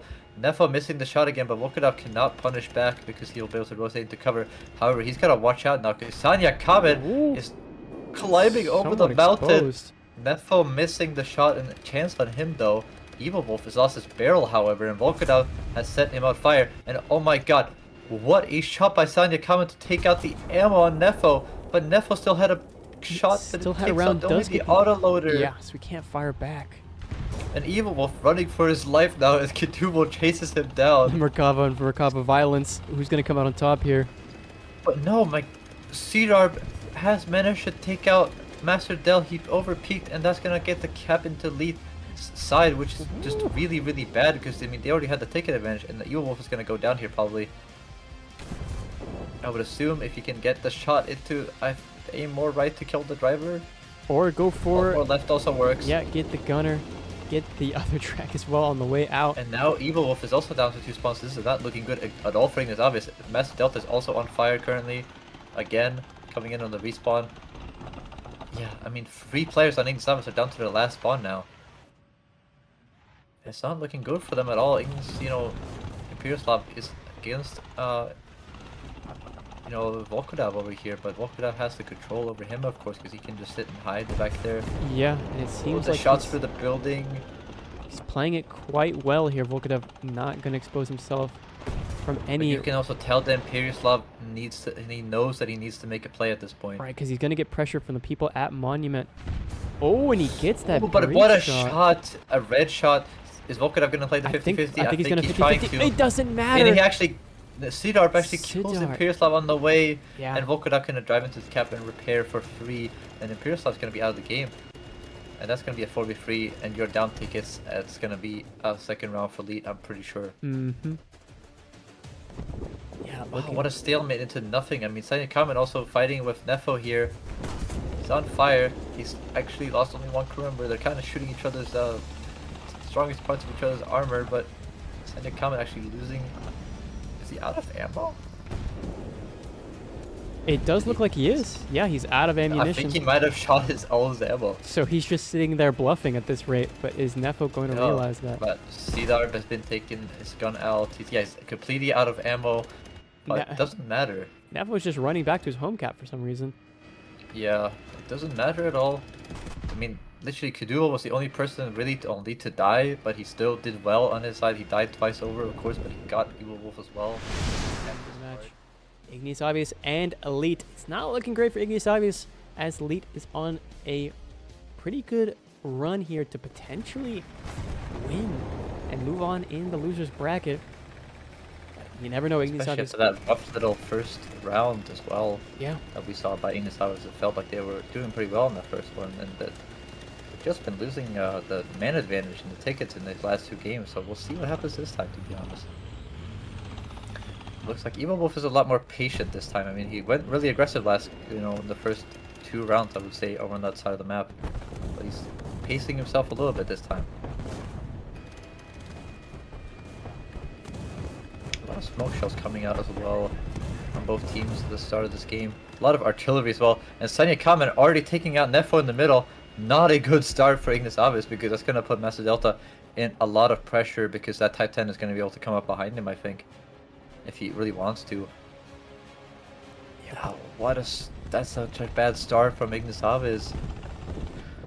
I mean, losing your player in the middle here. Sanya Kamen is looking for the angle before that M1 can come back, but he's not really out of time if he wants to try anything. And C-Darb is putting pressure on Master Delta, getting him into an angle where... Oh, but the engine shot from Nefo. And he can't even elevate his gun anymore. He's rolled into the worst position imaginable. I think he managed to get down on that side though, so he's gonna be able to repair there pretty safely, but Master Delta might be able to get an interesting angle onto Sanya Kamen there. We do see It's rough for Vokadev take out him. Imperius Law with another ATGM attack. So yeah, I mean, further proving that that's a very valuable asset, especially when you're playing in Park. Yeah, it's been so consistent with it too. The two Merkavas fighting each other. The vertical drive gonna go down on the Merkava, but I mean, Kaduo is in advantage, yeah. A perfect advantage to Evil Wolf, and that's Kaduo winning that first trade. And this Master Delta's got to watch out, because might be able to be shot for that building, but he did manage to take out... Rokodav managed to get taken out by Imperiuslav when he came back. So... who knows what's going to happen at this point, to be honest. Nefo and Sanya Kamen just staring at each other through this building complex. Yeah, it's interesting. Oh, but the autoloader and the one gunner. crew member on Sanya Kamen taken out, and I think he might have shot, so he might be out of ammo now. And he actually just phased out, gone. I think. Yeah, he got knocked out there by Imperius Law. And more notably, the C cap has not been taken yet, which I find very interesting, seeing as that's the more reliable, easier cap to get on this map. I think they traded out each other, because I think Volkada pushed down after he got the kill and decapped it. Yeah. Ooh, a cheeky shot into the radiator. There, but he needs to watch out for Evil Wolf. The 5-second reload is not fast enough, maybe. But Evil Wolf not putting a good shot back into Kaduo. Only gets 2 crew members, I think, there. I can't believe that from a side shot as well. And C-Darb can come in for the trade. Clean up Or, the you know, kill. to finish him off. Yeah, finish him off. 2 players now. And Evil Wolf down to 2. And Imperiuslav down to 2 spawns as well. Or, you know, single spawn. So both those players could be out very soon if they die again. Master Delta and C-Darb looking for each other through the building. But Kaduo might get an angle here. But he botches the shot on the building. Oh no, he hits the building and he backs up into the... He's going to back up into either or. Oh my goodness, and he still connects the shot.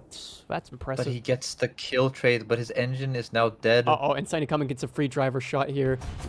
Takes out the driver, takes out the track. It's done and dusted here for Master Delta.